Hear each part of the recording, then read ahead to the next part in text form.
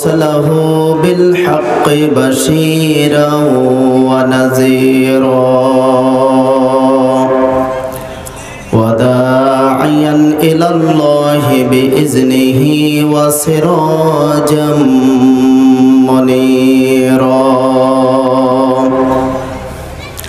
فقد قال الله تعالى في كلامه المجيد والفرقان الحميد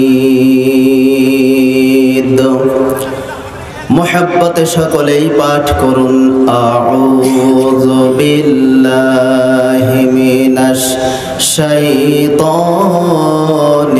রাজীম বিসমিল্লাহির রহমানির রহিম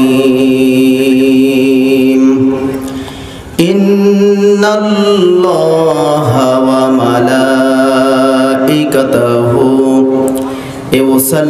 ইউসাল্লুনা আলান নাবিয়্যি ইয়া আইয়ুহাল্লাযীনা আমানু সাল্লু আলাইহি ওয়া সাল্লিমু তাসলিমা আল্লাহুম্মা সাল্লি আলা সাইয়্যিদিনা মাওলানা মুহাম্মদ ওয়া আলা আলি সাইয়্যিদিনা মাওলানা মুহাম্মদ সকলে মুহাব্বতে পড়ুন আল্লাহুম্মা সাল্লি আলা সাইয়্যিদিনা মাওলানা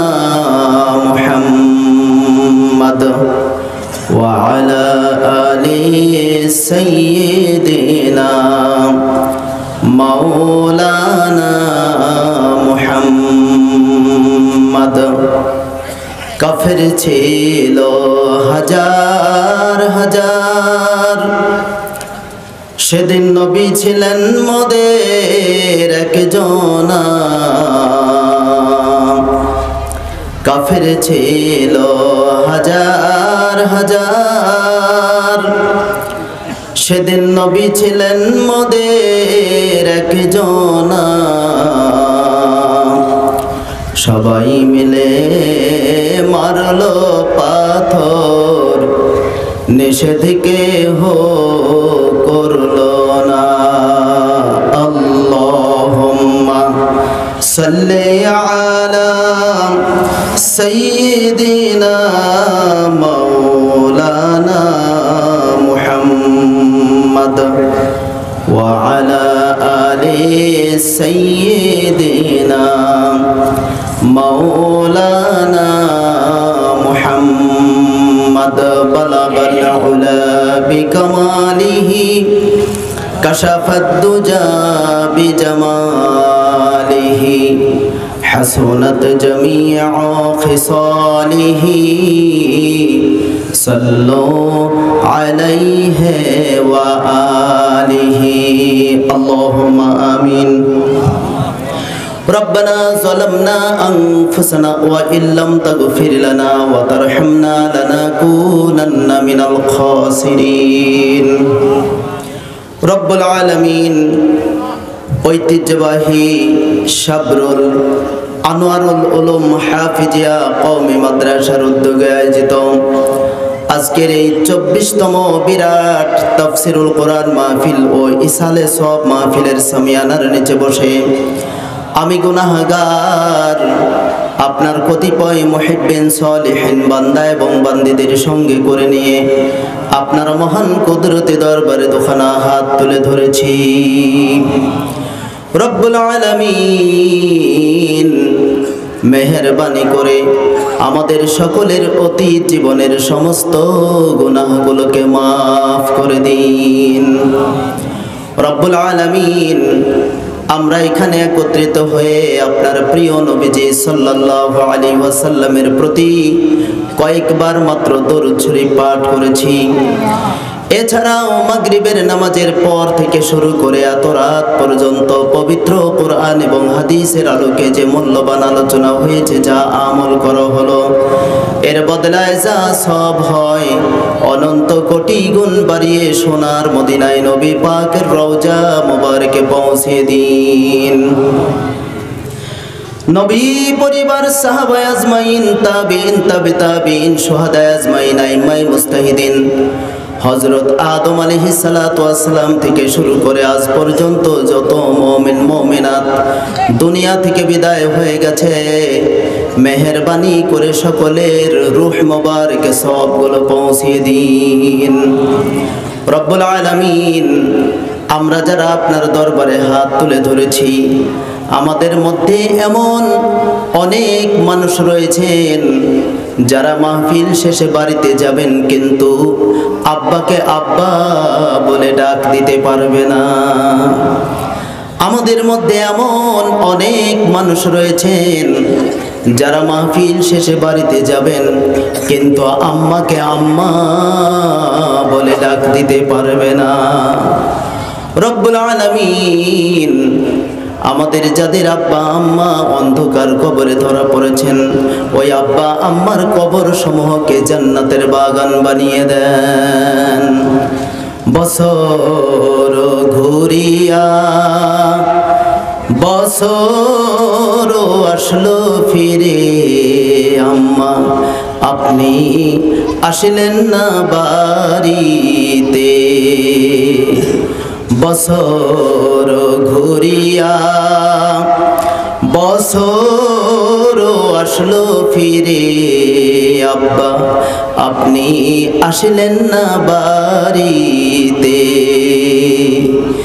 ঈদের দিনে সকলে হাসে আম্মা, ঈদের দিনে সকলে হাসে আব্বা, আপনার এতিম কান্দে নীরলে। কেমন করিয়া ঘুমাইয়া রইলেন আব্বা, কেমন করিয়া ঘুমাইয়া রইলেন আম্মা, অন্ধকারই না কবরে। আল্লাহ, আমাদের যাদের আব্বা আম্মা অন্ধকার কবরে ধরা পড়েছেন, ওই আব্বা আম্মার কবর সমূহকে জান্নাতের বাগান বানিয়ে দেন। আমাদের যাদের আব্বা আম্মা দুনিয়ার জমিনে জীবিত আছে, গো মাবুদ, দয়া করে তাদেরকে হায়াতে তয়্যিবা, ঈমানে কামেলা, শেফায়ে কুল্লিয়া দান করুন। রব্বুল আলামিন, আমাদের দাদা দাদি, নানা নানি, ভাই বোন, শ্বশুর শাশুড়ি, চাচা চাচি, মামা মামি, খালা ফুফু, সন্তান সন্ততি, নিকট আত্মীয়, দূরবর্তী আত্মীয় যারা অন্ধকার কবরে ধরা পড়েছেন, সকলের কবর সমূহকে জান্নাতের বাগান বানিয়ে দেন। রব্বুল আলামিন, আজকের এই মাহফিলকে দয়া করে আপনি কবুল করে নেন। এই মাহফিলের আয়োজন করতে গিয়ে যারা অক্লান্ত পরিশ্রম করেছেন, মাথার ঘাম পায়ে ফেলে কষ্টে উপার্জন করা টাকা পয়সা যারা দান করেছেন, আজকের মাহফিলের বক্তা শ্রোতা সহ সবাইকে কবুল করে নেন। আখিরাতের আদালতে কঠিন মুসিবতের সময় এই মাহফিলটাকে আমাদের সকলের জন্য নাজাতের উসিলা হিসেবে কবুল করে নিয়েন। আদর করে মানুষ আল্লাহ বানায়া কেমনে দিবেন জাহান্নামে ফেলিয়া, সকলেরই দরজা হইতে আল্লাহ ফিরিয়া, আপনার রোজাই রইলাম পড়িয়া, আপনার রোজাই রইলাম পড়িয়া। রব্বুল আলামিন আমাদের সবাইকে দয়া করে আপনি জাহান্নাম থেকে বাঁচিয়ে দিন। রব্বুল আলামিন যারা মাহফিলে এসেছেন শেষ মোনাজাত পর্যন্ত ধৈর্য ধারণ করার মতো তৌফিক দান করুন। আর যারা এখনো মাহফিলে আসতে পারে নাই, রাস্তায় দোকানে বিভিন্ন জায়গায় যারা অযথা সময় নষ্ট করতেছে, দয়া করে তাদেরকে মাহফিলে আসার মতো সুযোগ দিয়া দেন। সুবহান রাব্বিকা রাব্বিল ইজ্জাতি আম্মা ইয়াসিফুন ওয়া সালামুন আলাল মুরসালিন ওয়ালহামদুলিল্লাহি রাব্বিল আলামিন বিরহমাতিকা ইয়া আরহামার রাহিমিন। লা ইলাহা ইল্লাল্লাহ মুহাব্বতে লা ইলাহা ইল্লাল্লাহ লা ইলাহা ইল্লাল্লাহ। যার দিলে আছে আমার আল্লাহর ভয়, আল্লাহ আল্লাহ সব সময়। যার মনে আছে মরণের ভয়, আল্লাহ আল্লাহ সব সময়। আহার নিদ্রা ভালো লাগে না এই দুনিয়া, ভালো লাগে না, ভালো লাগে শুধু আল্লাহ। লা ইলাহা ইল্লাল্লাহ মুহাব্বতে লা ইলাহা ইল্লাল্লাহ।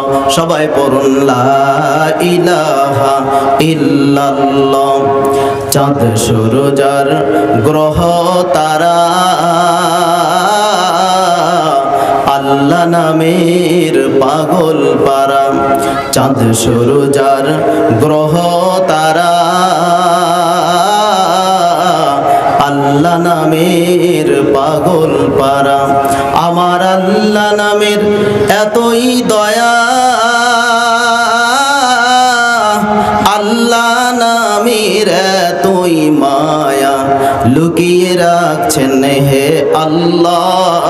লা ইলাহা ইল্লাল্লাহ মুহাব্বতে লা ইলাহা ইল্লাল্লাহ লা ইলাহা ইল্লাল্লাহ মুহাম্মাদুর রাসূলুল্লাহ। মুহাব্বতে সকলে পড়ুন সাল্লাল্লাহু আলাইহি ওয়াসাল্লাম।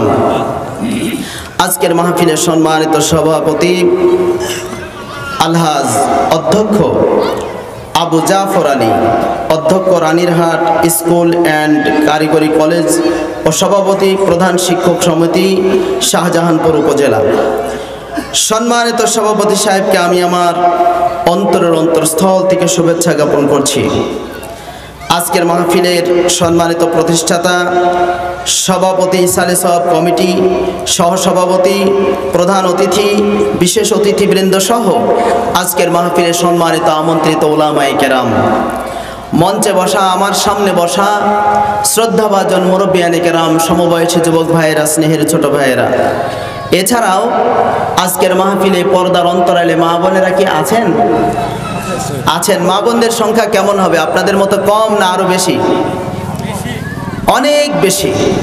তো পর্দার অন্তরালে অবস্থান করছেন পর্দানিসীন আবেদা সালেহা অসংখ্য মা এবং বোনেরা, সকলকেই আমি আমার অন্তরের অন্তরস্থল থেকে শুভেচ্ছা জ্ঞাপন করছি। এই মুহূর্তে জানতে চাই আপনারা সকলে কেমন আছেন? আমাদের সবাইকে ভালো রাখার একমাত্র মালিক আল্লাহ, যে মহান রব্বুল আলামিন আমাদেরকে এই পবিত্র কুরআনুল কারীমের মাহফিলে সামান্য সময়ের জন্য বসার সুযোগ দান করেছেন। আমরা সেই আল্লাহ পাকের দরবারে শুকরিয়া আদায় করছি। জবান খুলে মুহাব্বতে সকলেই পাঠ করুন আলহামদুলিল্লাহ। এই অত্র এলাকায় যত হাজার হাজার মানুষ আছে, সবাইকে সুস্থ আছে? সবাই সুস্থ নাই। কেউ বা বাড়িতে বিছানাতে শুয়ে শুয়ে কাতরাচ্ছে, কেউ বা হাসপাতালের বিছানায় শুয়ে শুয়ে তারা কাতরাচ্ছে, কেউ বা বার্ধক্যজনিত কারণে বিছানাতে শুয়ে গড়াগড়ি দিচ্ছে। আল্লাহ রাব্বুল আলামিন আমাদেরকে ওই সকল ব্যক্তিদের মতো না করে পরিপূর্ণ সুস্থ দেহ দান করেছেন, সুস্থ মন দান করেছেন। সুস্থ অবস্থায় যে আল্লাহ পাক আমাদেরকে কোরআনের মজলিসে সামান্য সময়ের জন্য বসার সুযোগ করে দিলেন, আমরা ওই আল্লাহ পাকের দরবারে আবারও শুকরিয়া আদায় করছি। জবান খুলে বলেন আলহামদুলিল্লাহ। আলহামদুলিল্লাহ বললে সওয়াব কম না বেশি? কিরকম বেশি? হাদিসে এসেছে আলহামদুলিল্লাহ তামলাউল মিজান। যদি কোনো ইমানদার, যদি কোনো মুমিন আলহামদুলিল্লাহ পাঠ করে, মিজানের পাল্লা তার জন্য সওয়াব দ্বারা বোঝাই করে দেওয়া হয়। বলুন আলহামদুলিল্লাহ। এখন বলেন, এই সওয়াব যারা মারা গেছেন তারা কি অর্জন করতে পারবেন?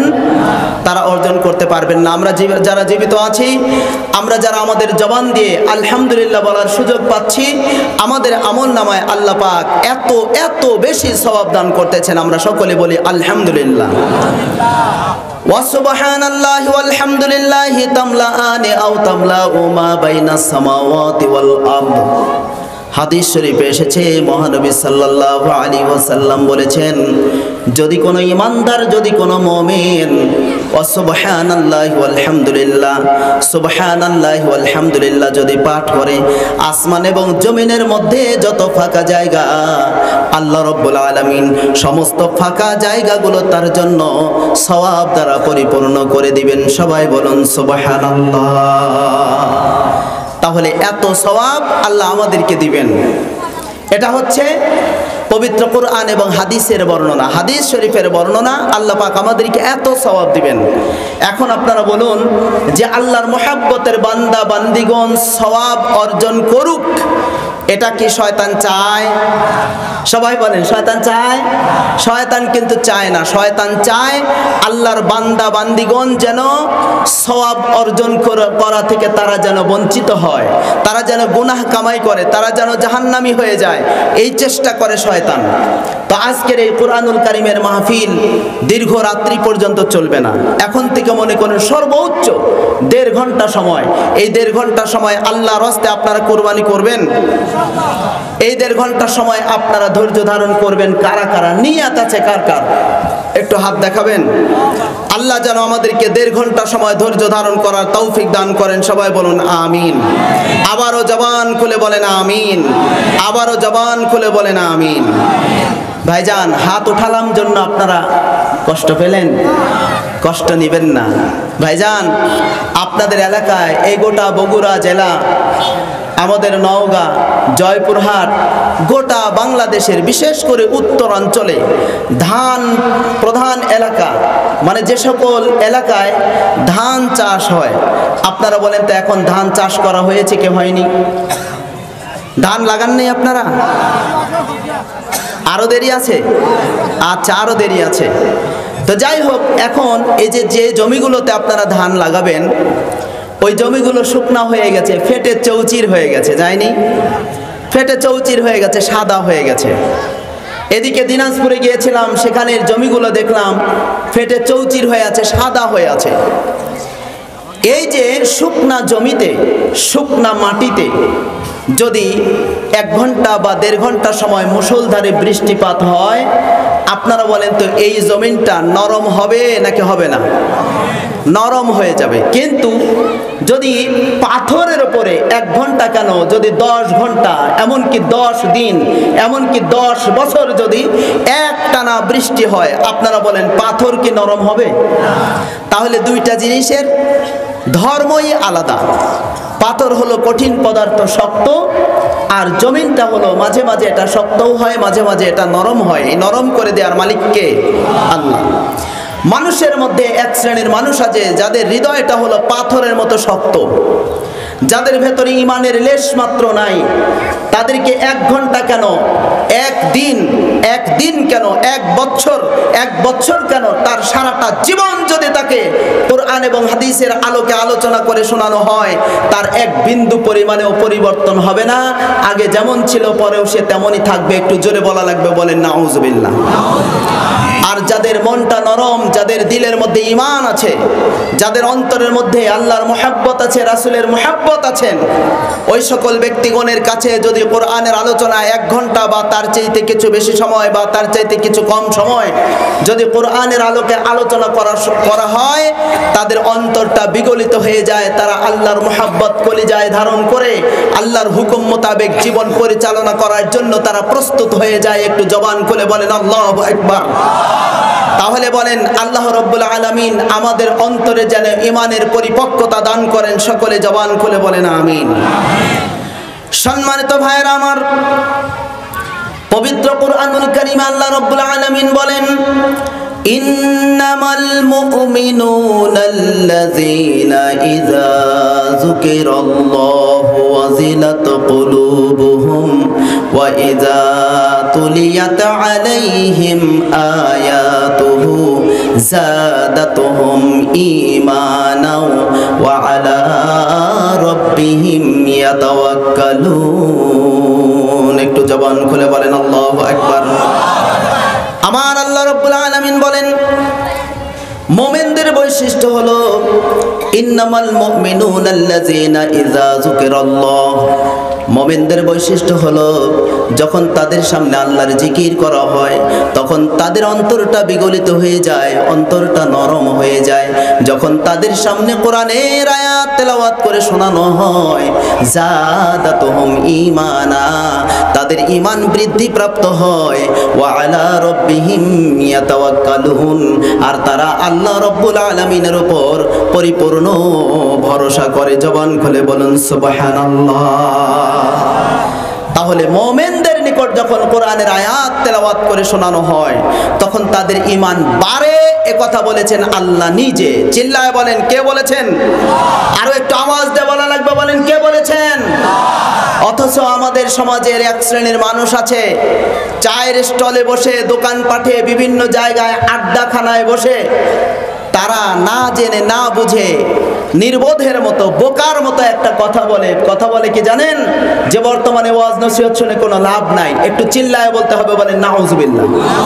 এরকম লোক আছে না নাই? এরকম বলা লোক আছে না নাই? আছে। তারা বলে কোরআনের আলোচনা শুনে লাভ নাই। যারা বলেন কোরআনের আলোচনা শুনে লাভ নাই, মনে করতে হবে তাদের ভেতরে ঈমান নাই। কি জন্য? আমার আল্লাহ বলেন যাদাতুহুম ঈমানা, যারা মুমিন তাদের নিকটে যখন কোরআনের আয়াত তেলাওয়াত করে শোনানো হয় তখন তাদের ঈমান বৃদ্ধি প্রাপ্ত হয়ে যায়। তারা আল্লাহর উপরে তাওয়াক্কুল করে, ভরসা করে। জোরে বলুন সুবহানাল্লাহ।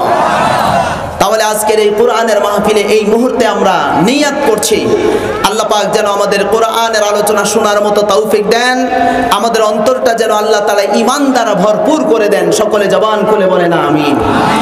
সম্মানিত ভাইয়েরা, এই মুহূর্তে আমি আপনাদের কাছে জানতে চাই, আজকের এই কোরআনুল কারীমের মাহফিলে আসার মতো, বসার মতো সুযোগ পেয়ে আপনারা অন্তর থেকে বেজার না খুশি? খুশি আছেন কারা কারা? আর একটাবার হাত উঁচু করে দেখান।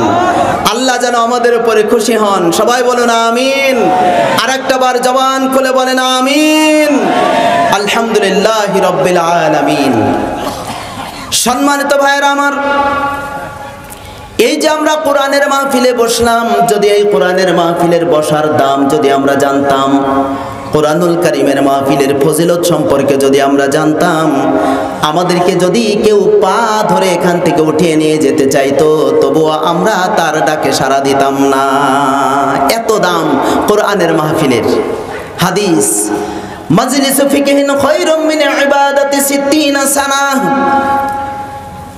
হাদিস শরীফে এসেছে, মহানবী সাল্লাল্লাহু আলাইহি ওয়াসাল্লাম বলেছেন, ইলমে দ্বীন শিক্ষার একটা মজলিস 60 বছর ইবাদতের চাইতেও উত্তম। একটু জবান খুলে বলুন সুবহানাল্লাহ। ইলমে দ্বীন শিক্ষার একটা মজলিস 60 বছর ইবাদতের চেয়েও উত্তম। একটু জবান খুলে বলেন আল্লাহু আকবার। আরে কত বড় সুখবর তাদের জন্য যারা ইলমে দ্বীন শিক্ষার একটা মজলিসে বসে। আজকে পর্দার অন্তরালে অসংখ্য মা বোনেরা, হাজার হাজার মা বোনেরা পর্দার অন্তরালে বসে আছেন। মা বোনেরা, আপনাদের কাছে বিনয়ের সাথে অনুরোধ করলাম, আল্লাহর রাস্তে আর গল্প করবেন না, কোনো কথাবার্তা বলবেন না। আমি যেহেতু ওয়াদা করেছি যে 1.5 ঘন্টা সময়, কিছু কম বা বেশি, এই সামান্য সময়টুকু কোরআনের আলোকে আলোচনা হবে, হাদিসের আলোকে আলোচনা হবে, ইসলামের ইতিহাসের আলোকে বাস্তব প্রেক্ষাপটের উপরে ভিত্তি করে আলোচনা হবে। এই আলোচনাটুকু আপনারা শুনবেন মনোযোগ দিয়ে। মাজলিসু ফিকহিন খায়রুম মিন ইবাদাতি 60 সানাহ। ইলমে দিন শিক্ষার একটা মজলিস 60 বছর ইবাদতের চেয়ে উত্তম, এটা হাদিস। সবাই বলেন তো এটা কি হাদিস? এই হাদিসের উপর আপনাদের সবার বিশ্বাস হয় তো ইনশাআল্লাহ?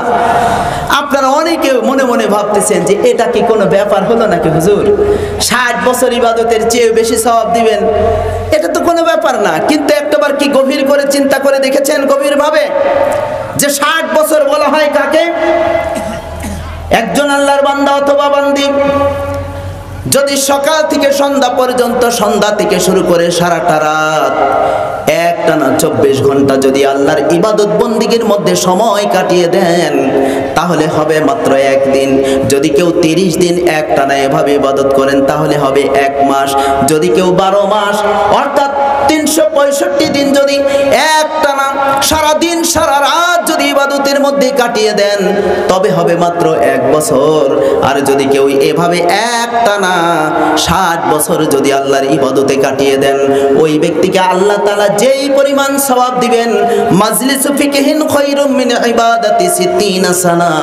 ইলমে দিন শিক্ষার একটা মজলিসে যদি কেউ সময় দেয়, যদি কেউ বসে, ওই ইলমে দিন শিক্ষার একটা মজলিস 60 বছর ইবাদতের চাইতেও বেশি সওয়াব। একটু জোরে বলুন সুবহানাল্লাহ। আর একটু আওয়াজ দিয়ে বলতে হবে, বলেন আল্লাহু আকবার। এখন বলেন এই মুহূর্তে আপনাদের সিদ্ধান্ত নিতে হবে, আজকের এই ইলমে দিন শিক্ষার এই মজলিস, এই মজলিস থেকে কি আপনারা কেউ আখেরি মোনাজাতের আগে উঠবেন? ওঠা যাবে? যাবে না। কারণ হচ্ছে এই সওয়াব থেকে বঞ্চিত রাখার জন্য প্রাণপণে চেষ্টা চালিয়ে যাচ্ছে, তার নাম কি? শয়তান। আল্লাহ পাক নিজে এই শয়তানের পরিচয় তুলে ধরে বলেন, ইন্নাশ শাইতানা লাকুম আদুব্বুম মুবিন, নিশ্চয়ই শয়তান তোমাদের প্রকাশ্য দুশমন। এ কথা আল্লাহর। সবাই বলেন এ কথা কার? তাহলে আমরা কি শয়তানকে খুশি করব? সবাই বলেন শয়তানকে কি আমরা খুশি করব? অসম্ভব। শয়তানকে আমরা খুশি করতে চাই না, আমরা খুশি করতে চাই আল্লাহকে। সবাই বলেন আমরা খুশি করতে চাই কাকে? আল্লাহকে। ভাইজান, আপনাদের কি বিশ্বাস হয় যে শয়তান মাঝে মাঝে মানুষের উপকার করে? বিশ্বাস হয় না? না, বিশ্বাস করাই লাগবে। শয়তান মাঝে মাঝে মানুষের উপকার করে, কিন্তু এর মধ্যে রহস্য লুকায়িত থাকে। যদি উপকার করে 1 আনা, ক্ষতি করবে 15 আনা। বুঝতে পেরেছেন? শয়তান যদিও মানুষের উপকার করে, উপকার করবে কয় আনা? 1 আনা। ক্ষতি করবে। তার উদাহরণ আমি আপনাদের সামনে পেশ করতে চাই। আমাদের ইমাম আজম আবু হানিফা রাহমাতুল্লাহ আলাইহির সমসাময়িক সময়ের একটি ঘটনা। আল্লাহর একজন বান্দা অঢেল ধন সম্পদের মালিক, তার বাড়িতে অনেক সম্পদ আছে, অনেক স্বর্ণরৌপ্য মণিমাণিক্য আছে, টাকা পয়সা আছে। আল্লাহর বান্দা দীর্ঘ কয়েক বছর সফরের জন্য বাড়ি থেকে বের হবেন, যার কারণে তিনি কি করবেন, ওই তার স্বর্ণরৌপ্য যত মূল্যবান সম্পদ আছে একটা মাটির কলসির মধ্যে সেগুলো ভরে কলসির মুখটা তিনি যত্ন করে বাঁধলেন। যত্ন করে বেঁধে তার বাড়ির আঙ্গিনায় যে বসত ভিটা, ওই বসত ভিটার একটা গোপন জায়গায় মাটি গর্ত করলেন, রাত্রের অন্ধকারে যাতে কেউ না দেখতে পায়। রাত্রের অন্ধকারে গভীর গর্ত খনন করে ওই গর্তের মধ্যে স্বর্ণরৌপ্য মণিমাণিক্য রাখা ওই মাটির কলসিটা ওই গর্তের মধ্যে রাখলেন। রাখার পরে মাটি চাপা দিয়ে ওই গর্তটা পরিপূর্ণ করে দিয়ে ওই জায়গাটা মিশিয়ে দিলেন। মিশিয়ে দিয়ে বাড়িতে আসলেন। বাড়িতে আসার পর তিনি দীর্ঘ সফরের জন্য বাড়ি থেকে বের হয়ে গেলেন। কয়েক বছর পর তিনি বাড়িতে আসলেন। বাড়িতে আসার পরে তার অন্তরের মধ্যে চিন্তা হলো, আমি আমার স্বর্ণরৌপ্য মণিমাণিক্যগুলো কোথায় রাখলাম? ওগুলো তো আমার বের করা দরকার। সেই যুগে কিন্তু ব্যাংকের কোনো আবিষ্কার হয় নাই। কিসের আবিষ্কার হয়নি? ব্যাংক ছিল না যে আপনি লক্ষ লক্ষ কোটি কোটি টাকা ব্যাংকে রাখবেন, জমা রাখবেন, এই পদ্ধতি তখন ছিল না। যার কারণে মানুষ বিভিন্ন প্রক্রিয়ায় তাদের গচ্ছিত অর্থ সম্পদ, তাদের স্বর্ণরৌপ্যগুলো তারা বিভিন্নভাবে তারা সংরক্ষণ করত। বলেন কথা ঠিক কিনা? আল্লাহর বান্দা কয়েক বছর পর বাড়িতে ফিরে আসলেন। আপনারা বিরক্ত হচ্ছেন? বিরক্ত হয়েন না, দেখেন এর মধ্যে শিক্ষণীয় বিষয় আছে। বাড়িতে যখন আসলেন, আসার পরে তার মনের মধ্যে কল্পনা হলো ওগুলো আমার বের করা দরকার। এই চিন্তা ভাবনা করে লোকটি তার বসত ভিটায় গেলেন। যাওয়ার পরে দেখতে পেলেন ঘাস পালা হয়ে গেছে। তারপরে বিভিন্ন গাছগাছরা হয়ে গেছে, জঙ্গল হয়ে গেছে। কোন জায়গায় ওই জিনিসটা তিনি গর্ত করে ওই মাটির কলসি বোঝায় স্বর্ণরৌপ্যগুলো রেখেছেন, ওই জায়গার কথা আর তার মনে নাই। ওই জায়গার কথা তার আর মনে নাই। তিনি দিক নির্ণয় করতে পারছেন না। অনেক সময় ধরে খোঁজাখুঁজি করেও ওই জায়গাটা তিনি আর নির্ণয় করতে পারেননি। অনেক দুশ্চিন্তায় পড়ে গেলেন। বাড়িতে আসলেন, সময় কাটাতে লাগলেন, কিন্তু তার দুশ্চিন্তা দূর হয় না। লক্ষ লক্ষ টাকার সম্পদ তিনি ওই মাটির কলসির মধ্যে যত্ন করে রেখে দিয়েছেন, কিন্তু ওই জিনিসটা তিনি খুঁজে পাচ্ছেন না। কি করা যায়, কি করবেন, কোনো দিক নির্ণয় করতে পারছেন না। হঠাৎ করে তার মনে পড়লো যে আমাদের মধ্যে আল্লাহ পাকের একজন বান্দা, বিজ্ঞ আলেম, বিচক্ষণ জ্ঞানের অধিকারী ইমাম আজম আবু হানিফা রাহমাতুল্লাহ আলাইহি আমাদের মাঝেই তো আছেন, তিনি আমাদের মাঝে জীবিত। তা আমি ওই হুজুরের কাছে যাব। এইবার আল্লাহর ওই বান্দা ইমাম আজম আবু হানিফা রাহমাতুল্লাহ আলাইহির কাছে গেলেন। যাওয়ার পরে বললেন, ওগো আল্লাহর বান্দা, আমার তো এরকম সমস্যা। আমার যত গচ্ছিত স্বর্ণরৌপ্য ছিল, যত টাকা পয়সাগুলো ছিল, মাটির কলসির মধ্যে ভরে কলসির মুখটা আমি যত্ন করে আটকে আমি আমাদের বসত ভিটা সেখানে একটা জায়গায় গর্ত খনন করে গর্তের মধ্যে রেখে আমি দীর্ঘ কয়েক বছরের জন্য বাড়ি থেকে চলে গিয়েছিলাম। এরপরে বাড়িতে আসার পর ওই জায়গা আমি আর নির্ণয় করতে পারছি না। কোন জায়গায় আমার সম্পদটা আমি লুকায়িত রেখেছি আমি তো দিক নির্ণয় করতে পারতেছি না। হুজুর, দয়া করে আমাকে একটা সুপরামর্শ দেন, কি করলে আমি আমার ওই জিনিসটা খুঁজে পাবো?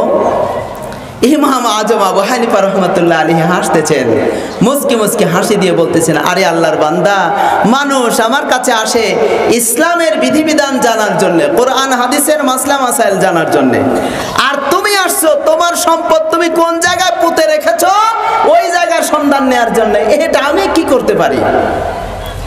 তখন লোকটা ডেকে বলতেছিল, গো ইমাম, আমার একটা পরিপূর্ণ বিশ্বাস, আপনি যদি আমাকে যদি আপনি একটা পরামর্শ দেন, ওই পরামর্শ অনুযায়ী যদি আমি কাজ করি নিশ্চয়ই আমার কাজ হবে।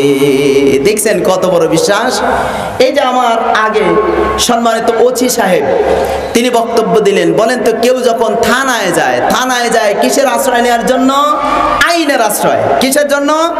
আইনের আশ্রয় নেওয়ার জন্য। উকিলের কাছে যায় মানুষ কি জন্যে? আইন জানার জন্যে। আলেমদের কাছে মানুষ যায় মাসলা মাসাইল জানার জন্য। ডাক্তারের কাছে মানুষ যায় চিকিৎসা হওয়ার জন্য। এক একজনের কাছে মানুষ এক এক ধরনের কাজের জন্য যায়। কি ভাই বলেন, কথা ঠিক না? আপনি বিশাল বিল্ডিং দেবেন, 10 তলা বিল্ডিং, আপনি কি কবিরাজের কাছে যাবেন না ইঞ্জিনিয়ারের কাছে যাবেন? এখন যদি কবিরাজের কাছে গিয়ে বলেন, কবিরাজ ভাই আমি 10 তলা বিল্ডিং বানাতে চাই, কিভাবে প্ল্যান করলে সঠিক হবে?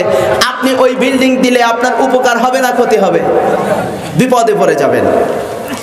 এইবার আল্লাহর বান্দাটিকে বলতেছেন, ইমাম সাহেব, হুজুর আপনি দয়া করে আমাকে একটা সুপরামর্শ দেন, কি করলে আমি আমার গুপ্তধন ফিরে পেতে পারি? ইমাম আজম রাহমাতুল্লাহ আলাইহি একটু সময় তিনি চিন্তা করলেন। চিন্তা করার পর ওই লোকটাকে ডাক দিয়ে বললেন, ও আল্লাহর বান্দা, ঠিক আছে তুমি আজকে বাড়িতে চলে যাও। বাড়িতে যাওয়ার পর সারাটা দিন তোমার সময় কেটে যাবে। ঈশার নামাজ তুমি আদায় করবা। ঈশার নামাজ আদায় করার পর সুন্দর করে খাওয়া দাওয়া করবা। খাওয়া দাওয়া করে সুন্দরভাবে পবিত্রতা অবলম্বন করে সারাটা রাত আল্লাহর ইবাদতের মধ্যে তুমি কাটিয়ে দিবে। সারা রাত তুমি নফল নামাজ পড়বে। জোরে বলেন আল্লাহু আকবার।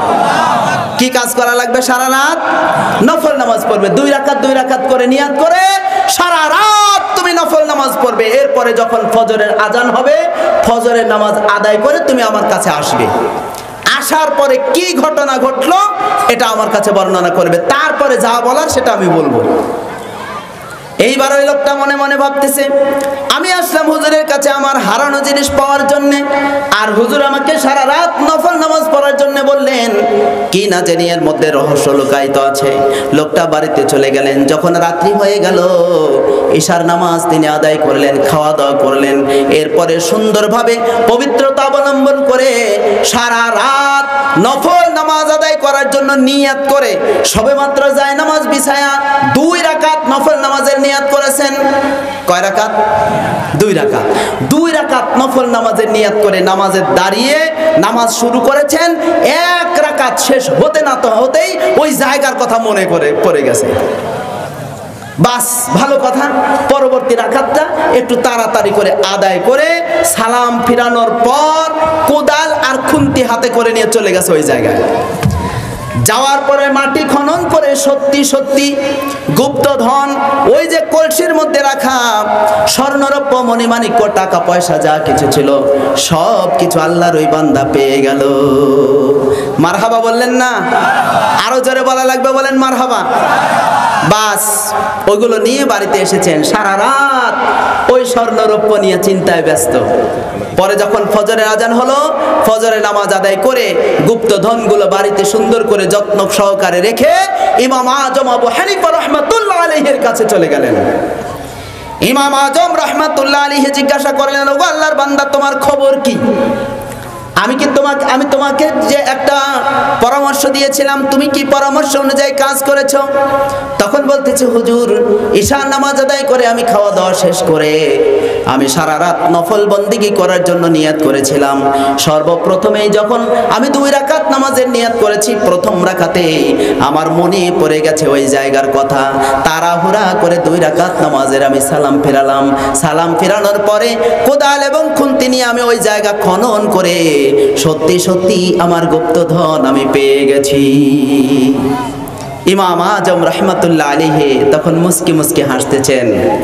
লোকটা ডেকে বললেন, হুজুর, আমি আপনার কাছে জানতে চেয়েছি যে আমার হারানো সম্পদটা আমি কিভাবে ফিরে পেতে পারি। আমার লুকিয়ে রাখার ওই জায়গার কথা আমার মনে পড়ছে না, ওটা আমি খুঁজে পাবো কেমনে, একটু সুপরামর্শ দেন। তো আপনি অন্যান্য পরামর্শ না দিয়ে সারা রাত নফল নামাজের পরামর্শ দিলেন, এর পেছনে রহস্য কি? তখন ইমাম আবু হানিফা রাহমাতুল্লাহ আলাইহি বলতেছেন, ওগো আল্লাহর বান্দা, তুমি শোনো, আল্লাহ তাআলা পবিত্র কোরআনে বলেছেন, ইন্নাশ শাইতানা লাকুম আদুব্বুম মুবিন, নিশ্চয় শয়তান তোমাদের প্রকাশ্য দুশমন। ওগো আল্লাহর বান্দা, তুমি যখন সারা রাত নফল নামাজ পড়ার জন্য নিয়ত করে ফেলেছো, সঙ্গে সঙ্গে শয়তানের গায়ে জ্বালা পড়া শুরু হয়ে গেছে। শয়তান কৌশল অবলম্বন করতে শুরু করেছে যে এই আল্লাহর বান্দাকে সারা রাত ইবাদত বন্দিগি থেকে বঞ্চিত রাখা যায় কিভাবে। তাই তুমি যখন প্রথমে 2 রাকাত নামাজের নিয়ত করে ফেলেছো, প্রথম রাকাতের মধ্যেই শয়তান তোমাকে ওই গুপ্তধনের কথা মনে করিয়ে দিয়েছে, যাতে করে তুমি সারা রাত নফল ইবাদত করা থেকে বঞ্চিত হও। আল্লাহ পাকের পক্ষ থেকে কোটি কোটি সওয়াব অর্জন করা থেকে যেন তুমি বঞ্চিত হও, এই জন্য শয়তান তোমাকে ওই জায়গার কথা মনে করিয়ে দিয়েছে। একটু জোরে বলা লাগবে, বলেন নাউজুবিল্লাহ। এখন বলেন তো, বাহ্যিকভাবে ওই লোকটার উপকার হয়েছে না ক্ষতি হয়েছে? উপকার হয়েছে, কিন্তু অভ্যন্তরীণভাবে তার ক্ষতি হয়েছে। জোরে বলেন, কথা ঠিক কিনা? প্রকৃতপক্ষে তার কি হয়েছে? ক্ষতি হয়েছে। বাহ্যিকভাবে উপকার হয়েছে, কিন্তু অভ্যন্তরীণভাবে ক্ষতি হয়েছে। আজকের এই কুরআনুল কারীমের মাহফিলে দেখবেন আল্লাহর অনেক বান্দারা বারবার ঘড়ির দিকে তাকাচ্ছে আর বলতেছে, দেখি কখন 12টা বাজে, কখন 12টা বাজে। এই 12টার পরে যদি ওয়াজ চলে তাহলে ফজরের নামাজ কাজা হয়ে যাবে। আসল কথা হলো, ফজরের নামাজ আর কাজা হয়, এখনই যদি দোয়া করে দেওয়া হয় ওর তাও ফজর কাজা হবে। কথা ঠিক কিনা বলেন? আর যে ব্যক্তি ফজরের নামাজ পড়েন, ওই ব্যক্তি ফজরের আগেও যদি মোনাজাত হয়, ফজরের নামাজ আদায় না করে সে ঘুমাবে না। চিল্লায় বলেন, কথা ঠিক কিনা? সুতরাং আজকের এই মজলিস ফিকহিন খায়রুম মিন ইবাদাতি 60 সানা, ইলমে দ্বীন শিক্ষার একটা মজলিস, 60 বছর ইবাদতের চাইতেও বেশি সওয়াব। একটু চিল্লায় বলেন আল্লাহু আকবার। এই সওয়াব থেকে যেন শয়তান আমাদেরকে বঞ্চিত করতে না পারে। সবাই বলেন আমিন। শয়তান যেন আমাদেরকে এই মহা মূল্যবান সওয়াব অর্জন করা থেকে বঞ্চিত করতে যেন না পারে। সবাই আবারও বলেন আমিন।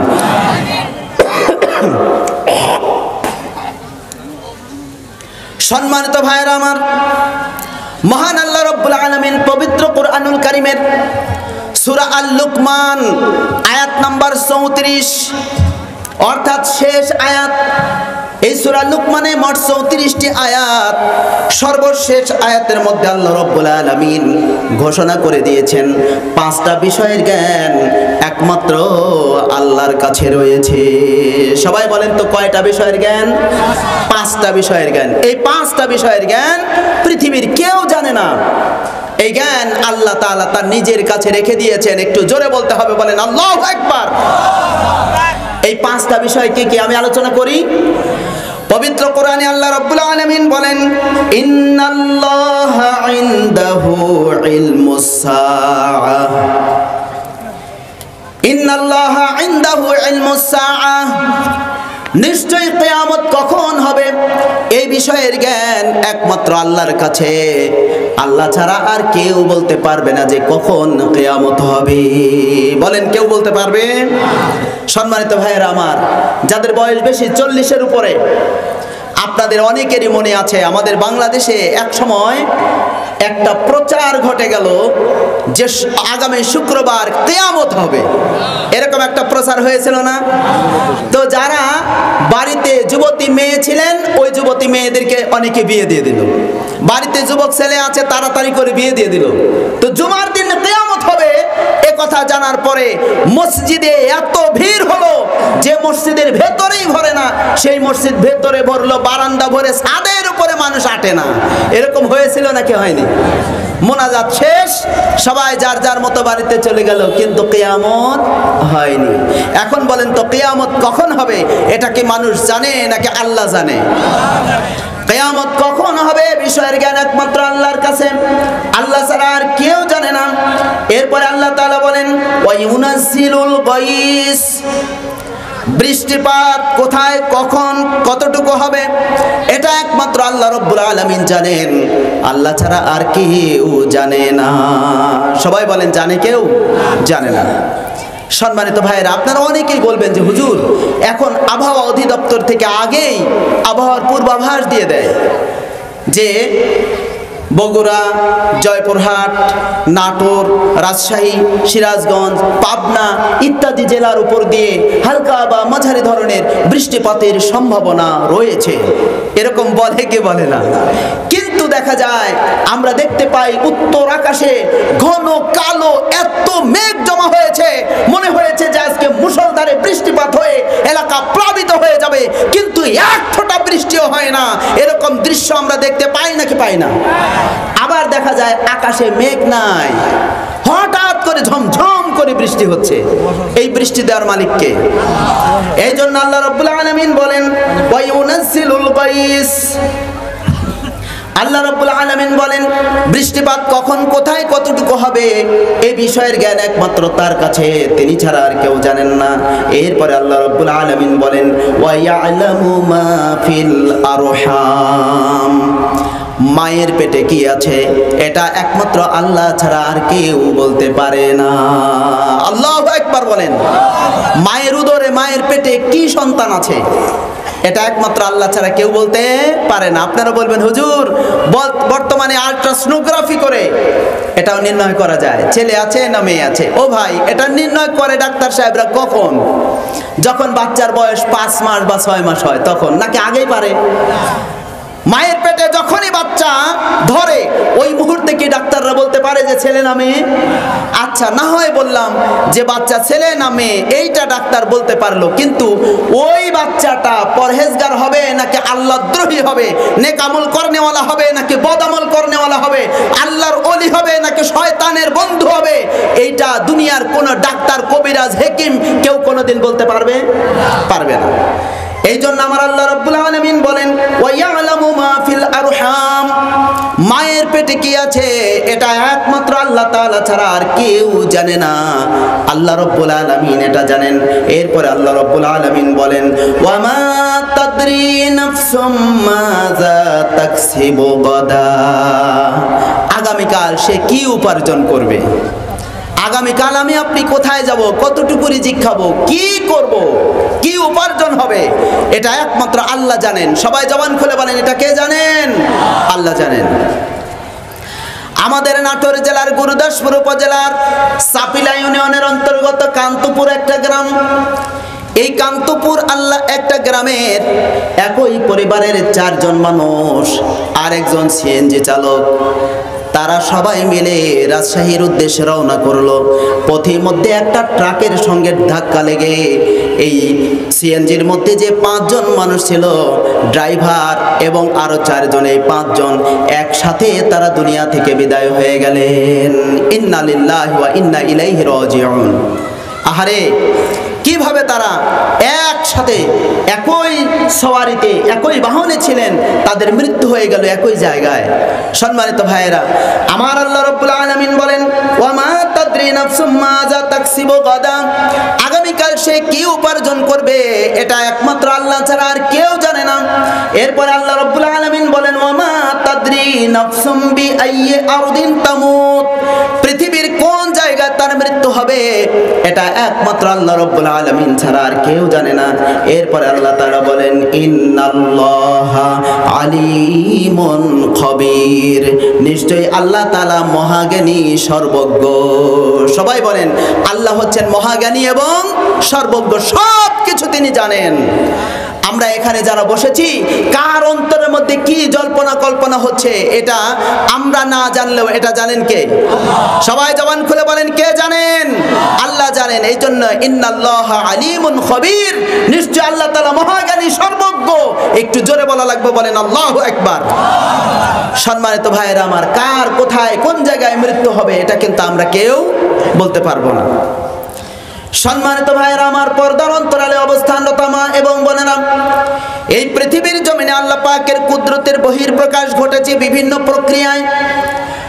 হাদিস শরীফের বর্ণনা অনুযায়ী প্রমাণিত হয়, এই পৃথিবীর জমিনে আল্লাহ রাব্বুল আলামিন 1,24,000 মতান্তরে 2,24,000 নবী রাসূল এই দুনিয়ার জমিনে আল্লাহ তাআলা পাঠিয়েছেন। কিন্তু পবিত্র কোরআনুল কারীমে মোট 25 জন নবীর নাম আল্লাহ তাআলা উল্লেখ করে দিয়েছেন। সবাই বলেন সুবহানাল্লাহ। পবিত্র কোরআনে উল্লেখ আছে মাত্র 25 জন নবীর নাম। সবাই বলেন তো কয়জন নবীর নাম? 25 জন। এই 25 জন নবীর মধ্যে প্রায় প্রত্যেকজন নবীকে আল্লাহ রাব্বুল আলামিন কিছু না কিছু অলৌকিক ক্ষমতা দান করেছিলেন, যাকে ইসলামী শরীয়তের পরিভাষায় বলা হয় মুজিজা। সবাই বলেন তো কি বলা হয়? মুজিজা। মুজিজা যেটা নবী রাসূলদের মাধ্যমে আল্লাহ রাব্বুল আলামিনের হুকুমে প্রকাশিত হয়েছে, সেগুলোকে বলা হয় মুজিজা। হযরতে দাউদ আলাইহিস সালাম তিনি একজন নবী এবং রাসূল। এই দাউদ আলাইহিস সালামকে আল্লাহ রাব্বুল আলামিন এমন অলৌকিক ঘটনা দান করেছিলেন, এমন অলৌকিক ক্ষমতা দান করেছিলেন যে দাউদ আলাইহিস সালাম যদি তিনি লোহা এমনি ভাবে হাত দিয়ে ধরতেন, আল্লাহর মহান কুদরতে লোহাটা নরম হয়ে যেত। দাউদ আলাইহিস সালাম ওই লোহাকে যেমন ইচ্ছা তেমন আকৃতি দান করতে পারতেন। একটু জোরে বলুন সুবহানাল্লাহ। দাউদ আলাইহিস সালাম ইন্তেকাল করেছেন। দাউদ আলাইহিস সালামের ইন্তেকালের পর থেকে শুরু করে অদ্যাবধি পর্যন্ত, এমনকি কিয়ামত পর্যন্ত এই পৃথিবীর কোন মানুষ এই অলৌকিক ক্ষমতা আর কেউ কোনোদিন দেখাতে পারে নাই, পারবেও না। চিল্লায় বলেন আল্লাহু আকবার। জোরে বলেন, কেউ পারবে? পারবে না। আমার সম্মানিত ভাইয়েরা, হযরতে মূসা আলাইহিস সালাম আল্লাহ পাকের একজন নবী এবং রাসূল। মূসা আলাইহিস সালামকে আল্লাহ রাব্বুল আলামিন এমন অলৌকিক ক্ষমতা দান করেছিলেন যে তার হাতে যে লাঠি ছিল, হযরতে মূসা আলাইহিস সালাম যখন ওই হাতের লাঠিটা আল্লাহর নাম নিয়ে যখন জমিনে ছাড়তেন, ওই লাঠিটা সাপ হয়ে যেত। যখন তিনি আবার আল্লাহর নাম নিয়ে সাপের গায়ে হাত বুলিয়ে দিতেন, সাপ সঙ্গে সঙ্গে লাঠি হয়ে যেত। একটু জোরে বলুন সুবহানাল্লাহ। আবার তিনি কি করতেন, তার হাতখানা যখন তিনি বগলের নিচে নিতেন, হাত বের করলেই হাত থেকে তির্যক আলো রেখা বের হতো। আবার যখন হাতখানা বগলের নিচে নিতেন, সাথে সাথে হাত যেমন স্বাভাবিক ওই রকম স্বাভাবিক হয়ে যেত। জোরে বলেন না আল্লাহু আকবার। হযরতে মূসা আলাইহিস সালামের ইন্তেকালের পর থেকে শুরু করে অদ্যাবধি পর্যন্ত, এমনকি কিয়ামত পর্যন্ত কেউ এই অলৌকিক ঘটনা আর দেখাতে পারবে না। সবাই বলেন না কেন পারবে? পারবে না। আমাদের নবী হযরত মুহাম্মদ সাল্লাল্লাহু আলাইহি ওয়াসাল্লামের আগমনের 570 বছর আগে একজন নবী এই দুনিয়ার জমিনে আগমন করেছিলেন, যার নাম হলো হযরতে ঈসা আলাইহিস সালাম। এই ঈসা আলাইহিস সালামকে আল্লাহ রাব্বুল আলামিন এমন অলৌকিক ক্ষমতা দান করেছিলেন, মুজিজা দান করেছিলেন যে ঈসা আলাইহিস সালাম যদি কোনো টাক পরা মানুষের মাথায় হাত বুলিয়ে দিয়ে দোয়া করতেন, সঙ্গে সঙ্গে তার মাথায় চুল গজিয়ে যেত। জোরে বলুন সুবহানাল্লাহ। কুষ্ঠরোগে আক্রান্ত ব্যক্তির শরীরে হাত বুলিয়ে দিয়ে দোয়া করলে কুষ্ঠরোগ ভালো হয়ে যেত। জন্ম থেকে অন্ধ মানুষের চোখে হাত বুলিয়ে দিয়ে যদি দোয়া করতেন, সঙ্গে সঙ্গে জন্ম থেকে অন্ধ মানুষটা চোখ ফিরে পেত।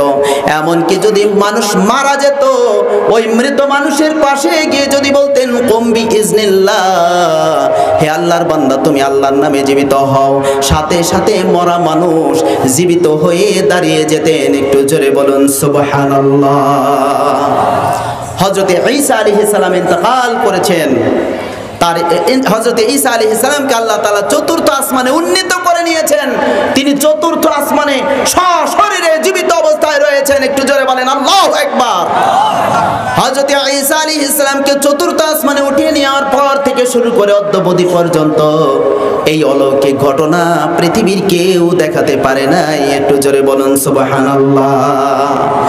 আর আমাদের নবী হযরত মুহাম্মদ সাল্লাল্লাহু আলাইহি ওয়াসাল্লামকে আল্লাহ পাক এত বেশি মুজিজা দান করেছিলেন যে সমস্ত নবী রাসূলদের মুজিজা যদি একদিকে রাখা যায়, আর আমাদের নবীকে আল্লাহ তাআলা যতগুলো মুজিজা দিয়েছিলেন এই মুজিজাগুলোকে যদি একদিকে রাখা যায়, আমাদের নবীর মুজিজাই বেশি হবে। একটু জোরে বলুন সুবহানাল্লাহ। আমাদের নবীকে আল্লাহ তাআলা যতগুলো মুজিজা দিয়েছিলেন, ওই মুজিজা থেকে কয়েকটি মুজিজা আমি আপনাদের সামনে আলোচনা করব যদি সুযোগ পাই। তার আগে আমি বলতে চাই, নবী রাসূলদের দ্বারা আল্লাহ রাব্বুল আলামিন যে অলৌকিক ঘটনাগুলো প্রকাশ করেছেন সেগুলোকে বলা হয় মুজিজা। আর আউলিয়া কিরামদের দ্বারা আল্লাহ তাআলা যেই অলৌকিক ঘটনাগুলো প্রকাশ করিয়েছেন তাকে বলা হয় কারামত। সবাই বলেন তাকে কি বলা হয়? কারামত। মুজিজা আর কারামতের মধ্যে অনেক তফাৎ রয়েছে। সম্মানিত ভাইয়েরা আমার, এখন আমি আপনাদের সামনে আলোচনা করব পবিত্র কোরআন এবং হাদিসের বর্ণনা অনুযায়ী এই পৃথিবীর জমিনে এমন 5 জন শিশু ছিল যে শিশুগুলো মায়ের কোলে থেকে দুধের বাচ্চা, তারা আল্লাহর কুদরতে কথা বলেছেন। এরকম শিশুর সংখ্যা হলো 5 জন। সবাই বলেন কয়জন? 5 জন। এই শিশু কারা কারা, তাদের বিষয়ে যদি আমি সংক্ষেপে আলোচনা করি, আপনারা শুনবেন নাকি বিরক্ত হবেন? শুনলে আমাদের কল্যাণ হবে। আল্লাহ পাক যেন আমাদেরকে উভয় জাহানে কল্যাণ দান করেন, আমরা সবাই বলি আমিন। সম্মানিত ভাইয়েরা আমার,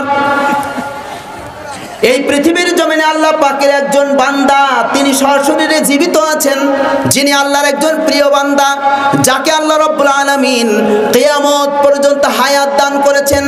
এরকম একজন আল্লাহর বান্দা এই দুনিয়াতে তিনি জীবিত আছেন। আমি আপনাদের সবার কাছে জানতে চাই, বলেন তো তার নাম কি? ঈসা আলাইহিস সালাম? না, ঈসা আলাইহিস সালামকে আল্লাহ তাআলা চতুর্থ আসমানে রেখেছেন। কিয়ামতের আগে তিনি দুনিয়াতে আসবেন, তিনি স্বাভাবিকভাবে জীবনযাপন করবেন, বিবাহ শাদী করবেন। 40 বছর তিনি সংসার জীবন পরিচালনা করার পর অবশেষে স্বাভাবিক মৃত্যুবরণ করবেন। আমাদের নবী হযরত মুহাম্মদ সাল্লাল্লাহু আলাইহি ওয়াসাল্লামের পাশে তাকে দাফন করা হবে। তো তিনি তো মারা যাবেন, কিন্তু আল্লাহ পাকের এমন একজন প্রিয় বান্দা আছেন যাকে আল্লাহ তাআলা কিয়ামত পর্যন্ত হায়াত দিয়েছেন। এরকম আল্লাহর একজন বান্দা আছেন, তার নাম বলতে পারবেন? মাশাআল্লাহ মাশাআল্লাহ, জাযাকাল্লাহু খাইরান। আমার পাশে একজন সম্মানিত মুরব্বী, তিনি বললেন যে তিনি হলেন হযরতে খিজির আলাইহিস সালাম। একটু জোরে বলেন আল্লাহু আকবার। খিজির আলাইহিস সালামকে আল্লাহ রাব্বুল আলামিন কিয়ামত বলতে হবে, বলেন আল্লাহু আকবার। কিয়ামত পর্যন্ত হায়াত পাওয়া, আপনারা বলেন তো এটা সৌভাগ্যের বিষয় নাকি সৌভাগ্যের বিষয় নয়? খিজির আলাইহিস সালামকে আল্লাহ রাব্বুল আলামিন কিয়ামত পর্যন্ত হায়াত প্রদান করেছেন। এই খিজির আলাইহিস সালাতু ওয়াস সালাম মাঝে মাঝে আল্লাহ পাকের প্রিয় বান্দাদের সাথে তিনি দেখা করতেন। যেমন হযরতে মূসা আলাইহিস সালামের সঙ্গে হযরতে খিজির আলাইহিস সালাম সাক্ষাৎ করেছিলেন। খিজির আলাইহিস সালামের সাথে মূসা আলাইহিস সালাতু ওয়াস সালামের সাক্ষাৎ হয়েছিল নাকি হয়নি? এই প্রসঙ্গে কিন্তু পবিত্র কোরআনের ব্যাখ্যায় তাফসিরে এসেছে, হাদিস শরীফে এসেছে, হযরতে খিজির আলাইহিস সালাম এবং মূসা আলাইহিস সালাম একটা ভ্রমণ করেছিলেন। সে ভ্রমণের কথা আপনারা সবাই জানেন। হযরতে মূসা আলাইহিস সালাতু ওয়াস সালাম হাজার হাজার বনী ইসরাঈলদের সামনে তিনি আলোচনা করছেন। হঠাৎ করে ওই লোক সমাজের মধ্যে থেকে একজন ব্যক্তি দাঁড়িয়ে গেলেন, মূসা আলাইহিস সালামকে উদ্দেশ্য করে বললেন, ওগো আল্লাহর বান্দা, আমাদের মধ্যে সবচাইতে বড় জ্ঞানী কে? আমাদের মধ্যে সবচেয়ে জ্ঞানী কে?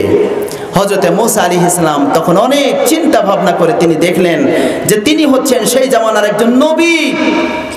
তারপরে তার উপর একটা আসমানি কিতাব নাজিল করা হয়েছে, যে আসমানি কিতাবের নাম হলো তাওরাত।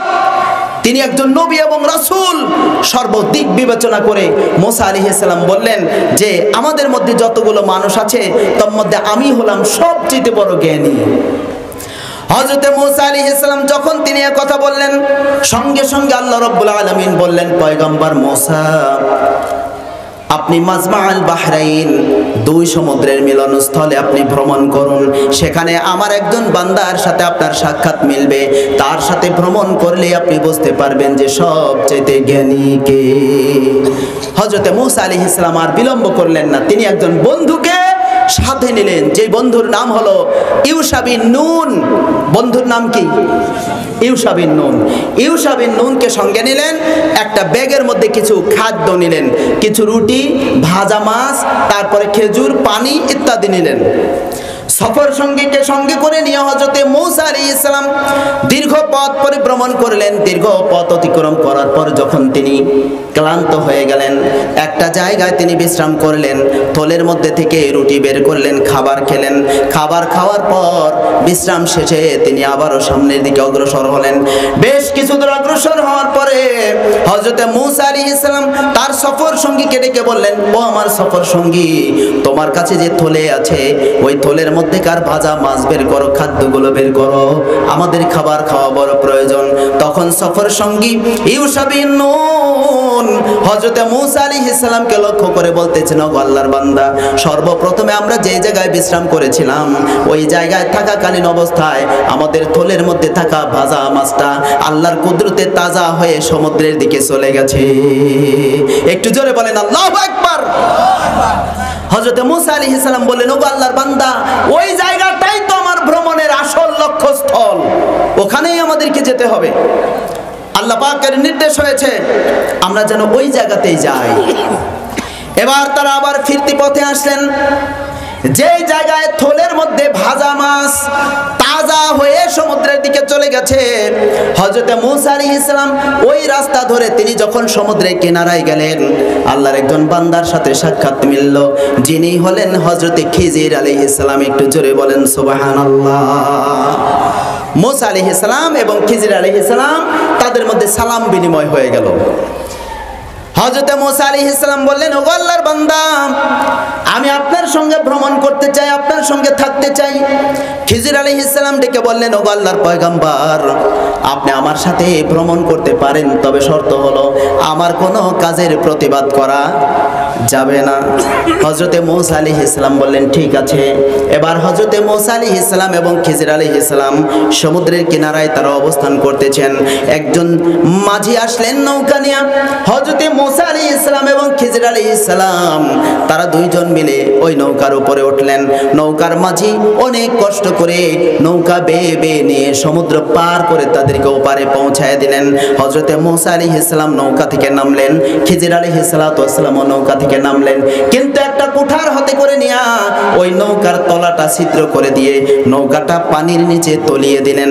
হযরতে মুসা আলাইহিস সালাম সঙ্গে সঙ্গে প্রতিবাদ করে বললেন, ওগো আল্লাহর বান্দা, যেই লোকটা আমাদেরকে এত কষ্ট করে সমুদ্র পার করে দিল, অথচ ওই লোকের নৌকাটা আপনি ছিদ্র করে পানির নিচে তলিয়ে দিলেন, এই কাজটা করা আপনার জন্য ঠিক হয় নাই। হযরতে খিজির আলাইহিস সালাম বললেন, ওগো আল্লাহর বান্দা, আমি শুরুতেই বলেছি আমার কোনো কাজের প্রতিবাদ করা যাবে না, কিন্তু আপনি তো কাজের প্রতিবাদ করলেন। সঙ্গে সঙ্গে হযরতে মুসা আলাইহিস সালাম বললেন, ঠিক আছে, আমি আর প্রতিবাদ করব না। হযরতে খিজির আলাইহিস সালাম এবং মুসা আলাইহিস সালাম আরো একটু সামনের দিকে চললেন। আপনাদের জানা কথা, কিন্তু আমি আলোচনা করছি কারণ এর মধ্যে শিক্ষণীয় বিষয় আছে। হযরতে খিজির আলাইহিস সালাম আরো একটু সামনের দিকে অগ্রসর হলেন। দেখতে পেলেন একদল বালকেরা তারা এক জায়গায় খেলাধুলা করতেছে। একজন সুদর্শন বালককে খিজির আলাইহিস সালাম ধরলেন, আছাড় মেরে তাকে মেরে ফেললেন। মুসা আলাইহিস সালাম সঙ্গে সঙ্গে প্রতিবাদ করে বললেন, ওগো আল্লাহর বান্দা খিজির আলাইহিস সালাম, আপনি এই সুদর্শন বালক, এই বালকটাকে আপনি হত্যা করে ফেললেন, এই কাজটা তো আপনার করা ঠিক হয় নাই।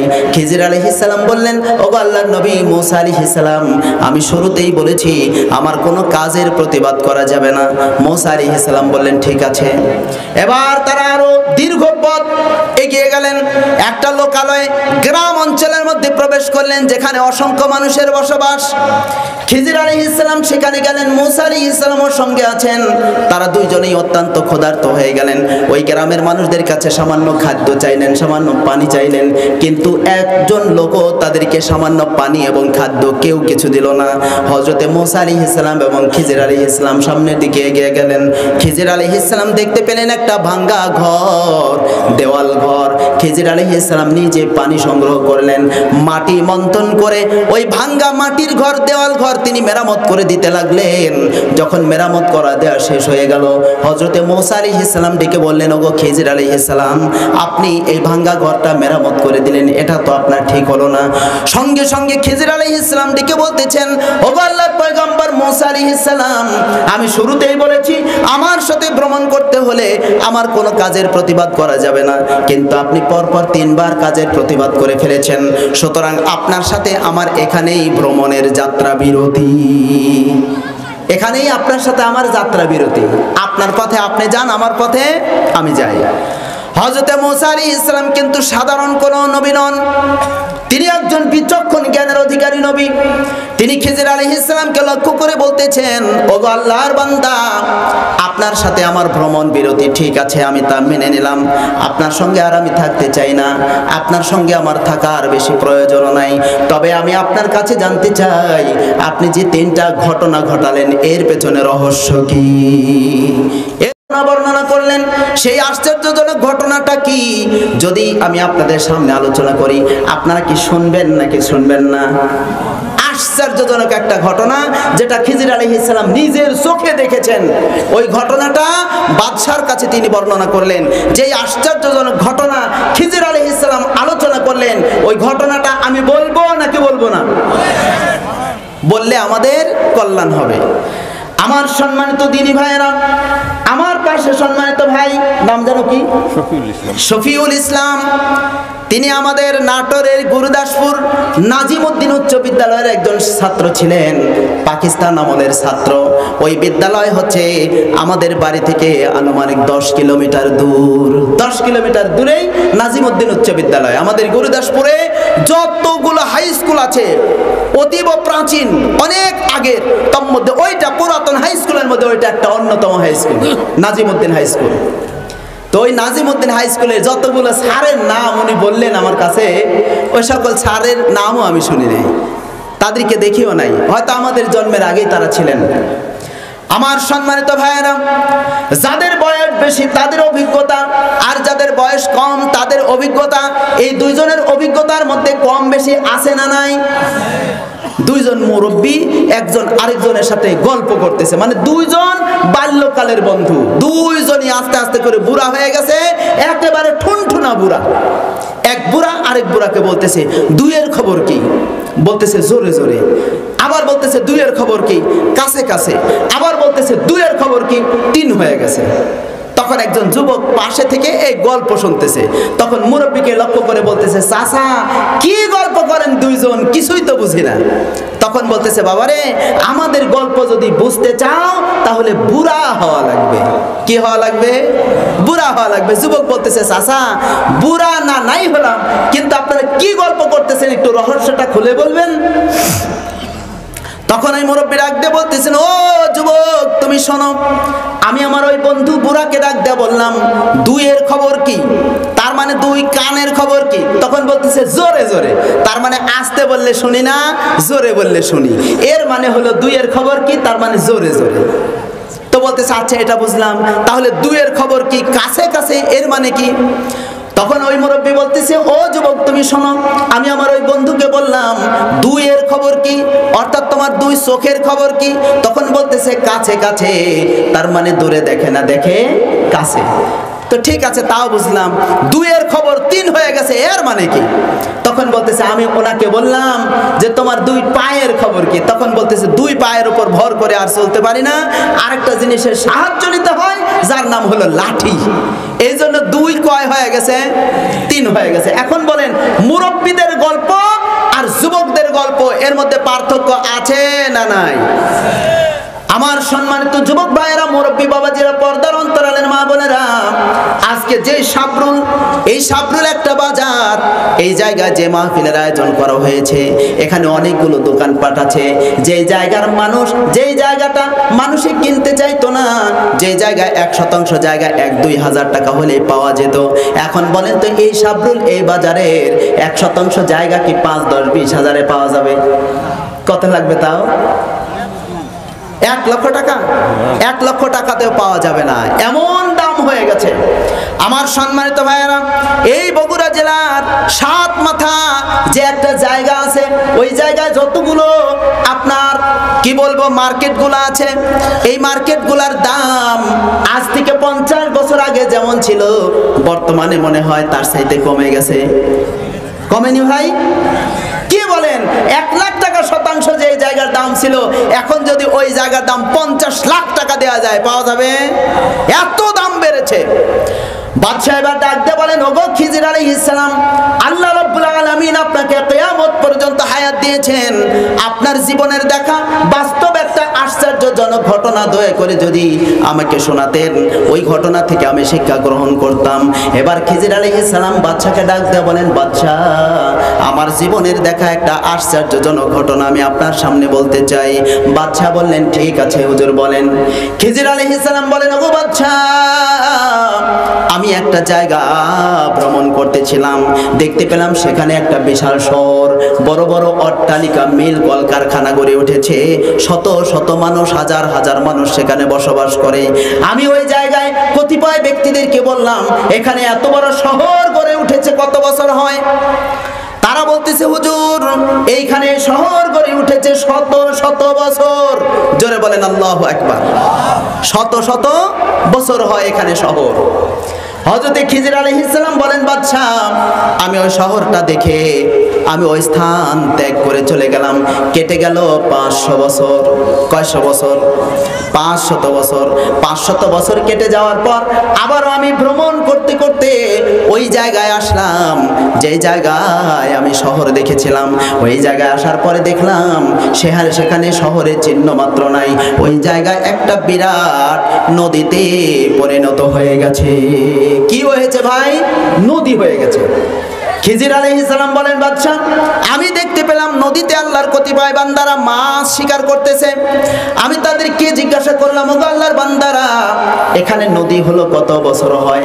তারা একই জবাব দিয়ে বলতে লাগলো, ওগো আল্লাহর বান্দা আমরা জন্মের পর থেকে দেখতেছি এখানে নদী শত শত বছর যাবত পর্যন্ত এখানে নদী হয়ে আছে। খিজির আলাইহিস সালাম বলেন, বাদশা আমি ওইখানে ওই নদী দেখে ওই স্থান ত্যাগ করে চলে গেলাম। আবার কেটে গেল 500 বছর। কয়শো? 500 বছর কেটে যাওয়ার পর আবারও আমি ভ্রমণ করতে করতে ওই জায়গায় আসলাম, যেই জায়গায় একটা বিশাল নদী ছিল। ওইখানে আসার পরে দেখতে পেলাম ওইখানে নদীর কোনো নাম নিশানা নাই। ওখানে একটা সমতল ভূমি হয়ে গেছে। ওই সমতল ভূমিতে আল্লাহর অনেক বান্দারা সবুজ শ্যামল ঘাস তারা কাটতেছে। আমি দেখতে পেলাম সমতল ভূমিতে বিভিন্ন ধরনের ফল ফসল দ্বারা ময়দান বোঝাই হয়ে আছে। আমি সেখানকার লোকদেরকে জিজ্ঞাসা করলাম, ওগো আল্লাহর বান্দারা এখানে তো একটা নদী ছিল, এই নদীটা বিলীন হয়ে এখানে সমতল ভূমি হলো কত বছর হয়? তারা একই জবাব দিয়ে বলতেছে, হুজুর এখানে এই সমতল ভূমি হয়েছে প্রায় শত শত বছর হয়ে যায়। জোরে বলেন আল্লাহু আকবার। হযরত খিজির আলাইহিস সালাম বলেন, বাদশা আমি ওই সমতল ভূমি দেখে ওই স্থান ত্যাগ করে চলে গেলাম। আবারও কেটে গেল 500 বছর। 500 বছর পর আমি ওই জায়গায় আসলাম। আসার পরে দেখতে পেলাম সেখানে আর সমতল ভূমি নাই। ওই জায়গায় একটা গভীর ঘন জঙ্গল হয়ে গেছে।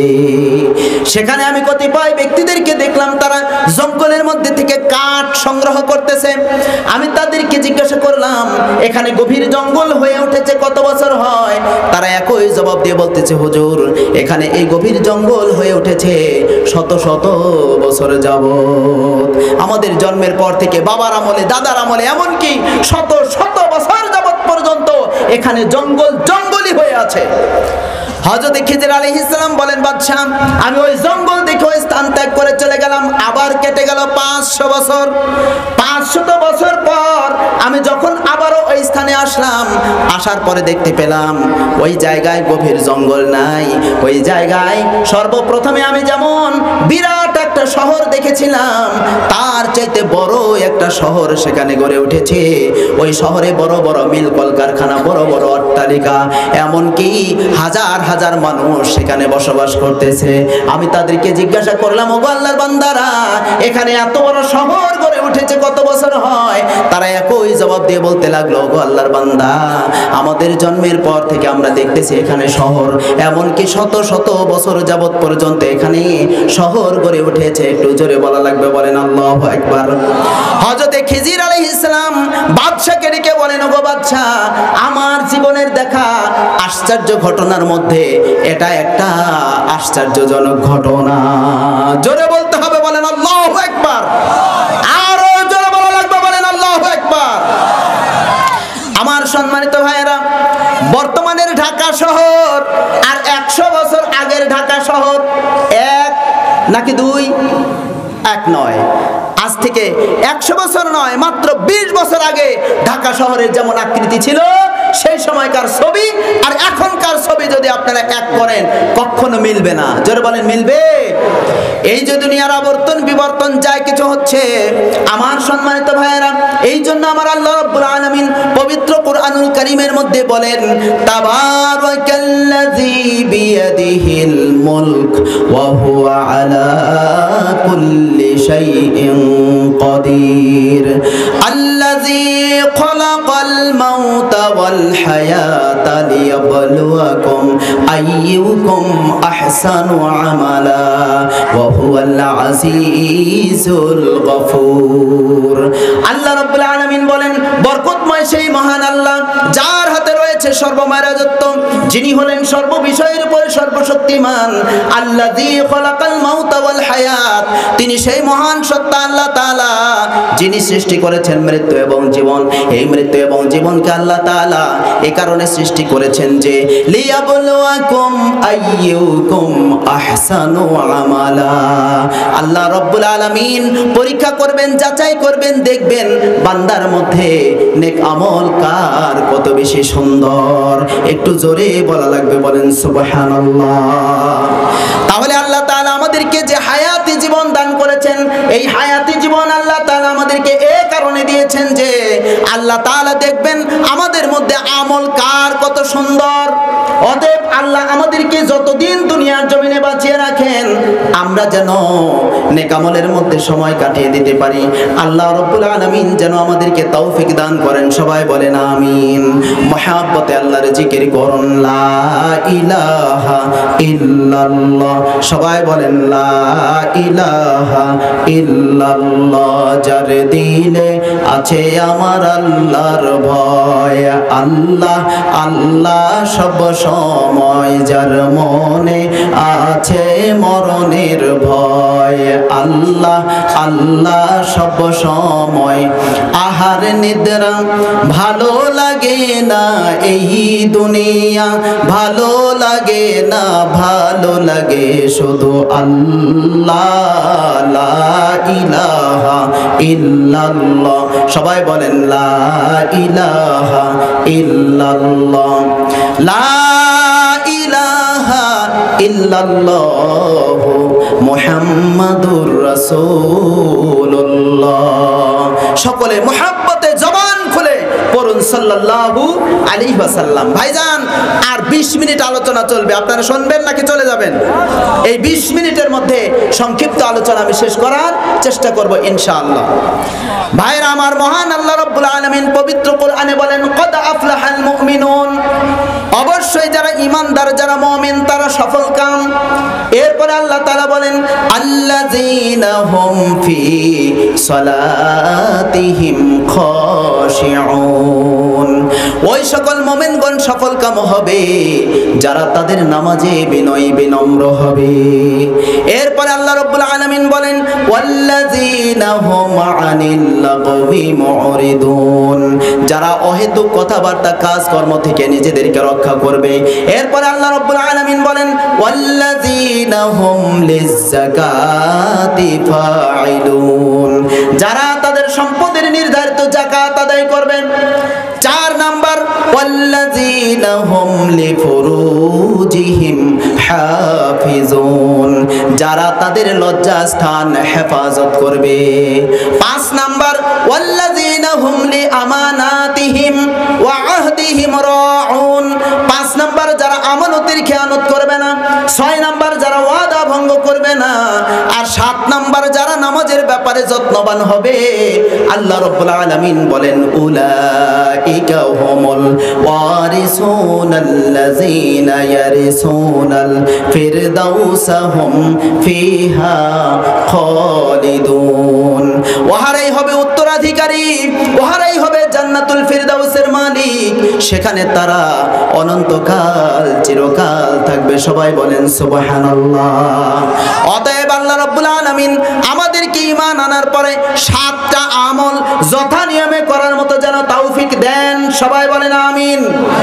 আমি আলোচনা করতে চেয়েছিলাম পবিত্র কোরআন এবং হাদিসের আলোকে এই পৃথিবীর জমিনে এমন 5 জন শিশু ছিলেন যারা ছোটবেলা দুধের বাচ্চা থাকাকালীন অবস্থায় মায়ের কোলে থেকে আল্লাহর কুদরতে তারা কথা বলেছেন। এরকম শিশু সন্তানের সংখ্যা হলো 5 জন। বুখারী এবং মুসলিম শরীফের হাদিস, মহানবী সাল্লাল্লাহু আলাইহি ওয়াসাল্লাম বলেছেন প্রাচীনকালে আল্লাহর একজন বান্দা ছিলেন, যে আল্লাহর বান্দা সব সময় তিনি আল্লাহর ইবাদতের মধ্যে সময় কাটিয়ে দিতেন। আল্লাহর ওই বান্দার নাম ছিল হযরত জুরাইজ রাহমাতুল্লাহ আলাইহি। এই জুরাইজ রাহমাতুল্লাহ আলাইহি এমনই একজন পরহেজগার তাকওয়াবান খোদাভীরু মানুষ ছিলেন। সব সময় তিনি আল্লাহর ইবাদতে সময় কাটিয়ে দিয়েছেন। হযরত জুরাইজ রাহমাতুল্লাহ আলাইহি লোকালয়ে থেকে আল্লাহর ইবাদত বন্দেগী করতে তার অসুবিধা হয়, যার কারণে তিনি একটা নির্জন জায়গায় ছায়াদার একটা গাছের নিচে মাটি দিয়ে একটা ইবাদতখানা তৈরি করলেন। ওই ইবাদতখানার মধ্যে সারা দিন সারা রাত তিনি ইবাদতের মধ্যে সময় কাটিয়ে দিতে লাগলেন। তিনি ইবাদতের মধ্যে সময় কাটিয়ে দিতেছেন। একদিন তার জনম দুঃখিনী মা হাঁটতে হাঁটতে চলে গেলেন ওই ইবাদতখানার পাশে। ইবাদতখানার পাশে গিয়ে তার কলিজার টুকরো সন্তানকে ডাকতেছেন, জুরাইজকে ডাক দিয়ে বলতেছেন বাবা জুরাইজ, ও বাবা জুরাইজ। হযরতে জুরাইজ রাহমাতুল্লাহ আলাইহি তখন নামাজের মধ্যে মশগুল ছিলেন। সবাই বলেন কিসে? নামাজে মশগুল, যার কারণে তিনি তার মায়ের ডাকে সাড়া দিতে পারলেন না। হযরতে জুরাইজ রাহমাতুল্লাহ আলাইহির মা ওই স্থান ত্যাগ করে তিনি চলে আসলেন। পরের দিন আবার তার মা ওই জায়গায় গেলেন। যাওয়ার পরে জুরাইজকে ডাকলেন বাবা জুরাইজ। হযরতে জুরাইজ রাহমাতুল্লাহ আলাইহি তখন আল্লাহর ইবাদতে মশগুল ছিলেন, যার কারণে তিনি তার মায়ের ডাকে সাড়া দিতে পারলেন না। সেই দিনও তার মা ব্যর্থ হয়ে ফিরে আসলেন। তৃতীয় দিন আবারও জুরাইজ রাহমাতুল্লাহ আলাইহির মা ওই ইবাদতখানার পাশে গেলেন। যাওয়ার পরে ডাক দিয়ে বলতেছেন বাবা জুরাইজ। হযরতে জুরাইজ রাহমাতুল্লাহ আলাইহি সেই দিনও তিনি নামাজের মধ্যে মশগুল ছিলেন, যার কারণে তিনি তার মায়ের ডাকে সাড়া দিতে পারলেন না। এবার তার মা ধৈর্য হারিয়ে ফেললেন। আল্লাহর কাছে বদদোয়া করে বললেন, আল্লাহ আমার ছেলে জুরাইজ আমার ডাকে সাড়া দিল না। পরপর আমি 3 বার আসলাম, 3 দিন আসলাম, আমার ছেলে আমার ডাকে সাড়া দিল না। ওগো আল্লাহ, আপনার দরবারে দরখাস্ত জানাই আমার সন্তানের উপর জেনার অপবাদ না আসা পর্যন্ত যেন তার মরণ না হয়। জোরে বলেন নাউজুবিল্লাহ। আরো একটু জোরে বলতে হবে, চিল্লায় বলা লাগবে, বলেন নাউজুবিল্লাহ। হযরতে জুরাইজ রাহমাতুল্লাহ আলাইহির মা আল্লাহর কাছে বদদোয়া করলেন। এখন আমি আপনাদের কাছে জানতে চাই, বলেন তো আমাদের আব্বা আম্মা যদি আমাদের জন্য বদদোয়া করে আল্লাহর দরবারে কবুল হবে নাকি হবে না? যদি নেক দোয়া করে তাও কবুল হবে। জুরাইজ রাহমাতুল্লাহ আলাইহির মা বদদোয়া করে ফেললেন। জুরাইজ রাহমাতুল্লাহ আলাইহি ঘরের মধ্যে তিনি ইবাদতে মশগুল, ইবাদতখানা ইবাদতে মশগুল। তার মা ওই স্থান ত্যাগ করে চলে গেলেন। কিছুদিন অতিবাহিত হয়ে গেল। হযরতে জুরাইজ রাহমাতুল্লাহ আলাইহি যে ইবাদতখানায় ইবাদত করতেন ওই ইবাদতখানার পাশ দিয়া একজন সুন্দরী মহিলা আসতেছিল। হঠাৎ করে ওই জায়গায় একজন রাখাল ছিল যে মেষ চড়াচ্ছিল। ওই রাখাল ওই সুন্দরী মহিলাকে জড়িয়ে ধরে তার সাথে শারীরিক সম্পর্ক হয়। এই শারীরিক সম্পর্কের মাধ্যমে ওই মহিলার গর্ভে সন্তান আসে। সন্তানটা যখন পেটের মধ্যে বড় হয়ে গেল, 10 মাস 10 দিন পরে যখন ওই সন্তানটা ভূমিষ্ঠ হলো, ওই এলাকার যুবকেরা ওই মহিলাকে ডেকে বলতে লাগলো, রে মহিলা, তোমার তো বিয়ে হয় নাই অথচ তোমার সন্তান হয়েছে, বলো তোমার সন্তানের বাবা কে? তখন ওই মহিলা নিজেকে আত্মরক্ষার জন্য হযরতে জুরাইজ রাহমাতুল্লাহ আলাইহির নাম বলল এবং বলতে লাগলো, আমার এই সন্তানের বাবা হলো হযরতে জুরাইজ রাহমাতুল্লাহ আলাইহি। একটু জোরে বলা লাগবে, বলেন নাউযুবিল্লাহ। আপনারা বলেন তো, জুরাইজ রাহমাতুল্লাহ আলাইহি কে অপরাধ করেছেন? না করার পরেও তার উপরে মিথ্যা অপবাদ আসলো। কার বদদোয়ায়? জোরে বলা লাগবে, বলেন কার বদদোয়ায়? মায়ের বদদোয়া বড় কঠিন, বাবার বদদোয়া বড় কঠিন। এই জন্য বাবা আমার বদদোয়া থেকে আমাদেরকে দূরে থাকতে হবে। আমার আল্লাহ রব্বুল আলামিন পবিত্র কোরআনে বলেন, বান্দারে, ওয়া ক্বাদা রাব্বুকা আল্লা তা'বুদু ইল্লা ইয়্যাহু ওয়া বিল ওয়ালিদাইনি ইহসানা। আল্লাহ রব্বুল আলামিন বলেন, বান্দারে, তোমাদের রবের পক্ষ থেকে বর্ণিত হচ্ছে, সর্বপ্রথম তোমরা একমাত্র আল্লাহর ইবাদত করবে, আল্লাহর ইবাদত ছাড়া আর কারো ইবাদত করবে না। এরপরে তোমরা তোমাদের পিতামাতার সাথে উত্তম আচরণ করবে। আপনারা বলেন তো, পিতামাতার সাথে উত্তম আচরণ করার কথা কে বলেছেন? আরো জোরে বলা লাগবে, বলেন কে বলেছেন? আল্লাহ বলেছেন। হযরতে জুরাইজ রাহমাতুল্লাহ আলাইহি তিনি ইবাদতখানার মধ্যে ইবাদতে মশগুল, অথচ ওই মহিলা যখন জুরাইজ রাহমাতুল্লাহ আলাইহিকে মিথ্যা অপবাদ দিল, বলতে লাগলো আমার সন্তানের বাবা হলো জুরাইজ, তখন সেই যুগের যুবকেরা তারা অস্ত্র হাতে করে নিয়ে ওই ইবাদতখানায় গেল, ইবাদতখানা ভেঙ্গে চুরমার করে দিল। আর জুরাইজ রাহমাতুল্লাহ আলাইহিকে তারা পিটাইতে লাগলো। পিটাইতে পিটাইতে গরু ছাগলকে যেমন গলায় রশি বেঁধে টেনে নিয়ে যাওয়া হয়, হযরতে জুরাইজ রাহমাতুল্লাহ আলাইহির গলায় রশি বেঁধে তারা টেনে হেঁচড়ে নিয়ে সেই জামানার বাদশার দরবারে হাজির হয়ে গেল। সবাই বলেন নাউযুবিল্লাহ। হযরতে জুরাইজ রাহমাতুল্লাহ আলাইহি কাঁদতে লাগলেন, যুবকদেরকে বলতে লাগলেন, ও যুবকেরা, তোমরা আমাকে মারো কেন? কি অপরাধ করেছি আমি? তখন যুবকেরা বলতে লাগলো, তুমি একজন প্রতারক, তুমি একজন ভণ্ড। ওই যে আমাদের গ্রামের অমুক নামে মহিলা, ওই মহিলার গর্ভে সন্তান এসেছে, ওই সন্তানের বাবা নাকি তুমি। হযরতে জুরাইজ রাহমাতুল্লাহ আলাইহি কাঁদেন আর বলেন, আল্লাহর নামে শপথ করে তিনি বলতে লাগলেন যে ওই মহিলার সঙ্গে আমার কোনোদিন দেখা হয় নাই, এমনকি তার সাথে কোনো অন্যায় অপকর্ম আমি করি নাই, আমার সন্তান হওয়ার তো কোনো প্রশ্নই ওঠে না। সেই যুগের মানুষেরা কেউ জুরাইজ রাহমাতুল্লাহ আলাইহির কথা বিশ্বাস করলো না। অবশেষে যখন তাকে বিচারের কাঠগড়ায় দাঁড় করানো হলো, সেই জামানার বাদশা ওই মহিলাকে ডেকে বললেন, রে মহিলা, বলো তোমার সন্তানের বাবাকে? মহিলা বলতে লাগলো যে আমার সন্তানের বাবা হলো হযরতে জুরাইজ। বাদশা ডেকে বললেন, ও জুরাইজ, তুমি কি এই পাপ কাজ করেছো? জুরাইজ রাহমাতুল্লাহ আলাইহি আল্লাহর নামে শপথ করে বললেন যে না, আমি কখনো এমন পাপ কাজ করি নাই। এবার বাদশার দরবারে যারা ছিল সবাই চিন্তায় পড়ে গেল। জুরাইজ রাহমাতুল্লাহ আলাইহি এবার বাদশার কাছে আবেদন পেশ করে বললেন, বাদশা, আমাকে একটু সময় দেন, আমি আমার মায়ের সাথে একটু দেখা করে আসতে চাই। বাদশা তাকে একটু সময় দিলেন। জুরাইজ রাহমাতুল্লাহ আলাইহি দ্রুত গতিতে তার মায়ের কাছে গেলেন, তার মাকে ডাক দিয়ে বললেন, মা, আপনি পরপর 3 দিন আমার ইবাদতখানার পাশে গিয়েছিলেন, আমাকে জুরাইজ জুরাইজ বলে ডেকেছিলেন, কিন্তু আমি আপনার ডাকে সাড়া দিতে পারি নাই, কারণ আমি ইবাদতের মধ্যে মশগুল ছিলাম। ও মা, আপনি আমার উপরে রাগ করেছেন, আল্লাহর কাছে বদদোয়া করে বলেছেন আমার উপরে যেন জেনার অপবাদ না, আমার উপরে জেনার অপবাদ না আসা পর্যন্ত যেন আমার মৃত্যু না হয়।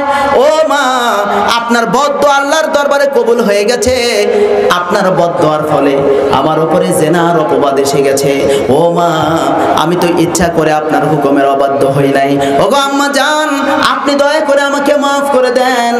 সঙ্গে সঙ্গে জুরাইজ রাহমাতুল্লাহ আলাইহির মা তার কলিজার টুকরো সন্তানকে মাফ করে দিলেন। জোরে বলেন আল্লাহু আকবার। আকবার। এবার জুরাইজ রহমাতুল্লাহ আলাইহি বললেন, ও মা, আপনি দয়া করে আল্লাহর কাছে দোয়া করুন, আল্লাহ রাব্বুল আলামিন যেন আমাকে এই জিনার অপবাদ থেকে বাঁচায়া দেন। সঙ্গে সঙ্গে জুরাইজ রহমাতুল্লাহ আলাইহির মা আল্লাহর দরবারে দোয়া করে বললেন, আল্লাহ, আমার কলেজার টুকরো সন্তানের উপর যে জিনার অপবাদ এসেছে, এই জিনার অপবাদ থেকে আমার কলেজার টুকরো সন্তানকে দয়া করে আপনি বাঁচায়া দেন। জোরে বলুন সুবহানাল্লাহ। এবার জুরাইজ রহমাতুল্লাহ আলাইহি বাদশার দরবারে ছুটে গেলেন, 2 রাকাত নামাজ আদায় করলেন। নামাজ আদায় করার পর জুরাইজ রহমাতুল্লাহ আলাইহি ওই যে মহিলার কোলে ছিল দুধের বাচ্চা, ওই দুধের বাচ্চার শিশু সন্তানের পেটের মধ্যে এমনি ভাবে আঙ্গুল দিয়ে খোঁচাদ মেরে বললেন, রে সন্তান, বলো তোমার বাবাকে। তখন আল্লাহ পাকের মহান কুদরতে ওই দুধের বাচ্চা শিশু সন্তানের জবান খুলে গেল। ওই দুধের বাচ্চা শিশু সন্তান বলে উঠল, আমার বাবা হলো অমুক নামে মেষ চালক রাখাল। জোরে বলেন আল্লাহু আকবার। হযরত জুরাইজ রাহমাতুল্লাহ আলাইহি এই মিথ্যার অপবাদ থেকে তিনি বেঁচে গেলেন তার মায়ের দোয়ায়। চিল্লায় বলেন, কার দোয়ায়? তাহলে আপনারা আমার সাথে সাথে বলেন, মায়ের দোয়া লও হে মুমিন, মায়ের দোয়া লও, মায়ের দোয়া লও হে মুমিন, মায়ের দোয়া লও। বিপদে পড়বে না তুমি যখন যেথায় যাও, বিপদে পড়বে না তুমি যখন যেথায় যাও। মায়ের দোয়া লও হে মুমিন, মায়ের দোয়া লও, মায়ের দোয়া লও হে মুমিন, মায়ের দোয়া লও। মায়ে যখন দোয়া করে চলে যায় ওই আরশ পরে, মায়ে যখন দোয়া করে চলে যায় ওই আরশ পরে।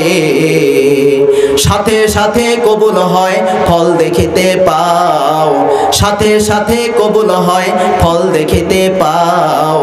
মায়ের দোয়া লও হে মুমিন, মায়ের দোয়া লও, মায়ের দোয়া লও হে মুমিন, মায়ের দোয়া লও। একটি গেলাস পানির ফলে বাইজিদের কোলে তুলে হাত তুলে মা বলে বাইজিদকে ওলি বানাও, হাত তুলে মা বলে বাইজিদকে ওলি বানাও। মায়ের দোয়া লও হে মুমিন, মায়ের দোয়া লও, মায়ের দোয়া লও হে মুমিন, মায়ের দোয়া লও। যার কারণে বাইজিদেরই নাম ছড়িয়েছে বিশ্বভুবন। জোরে বলেন মারহাবা।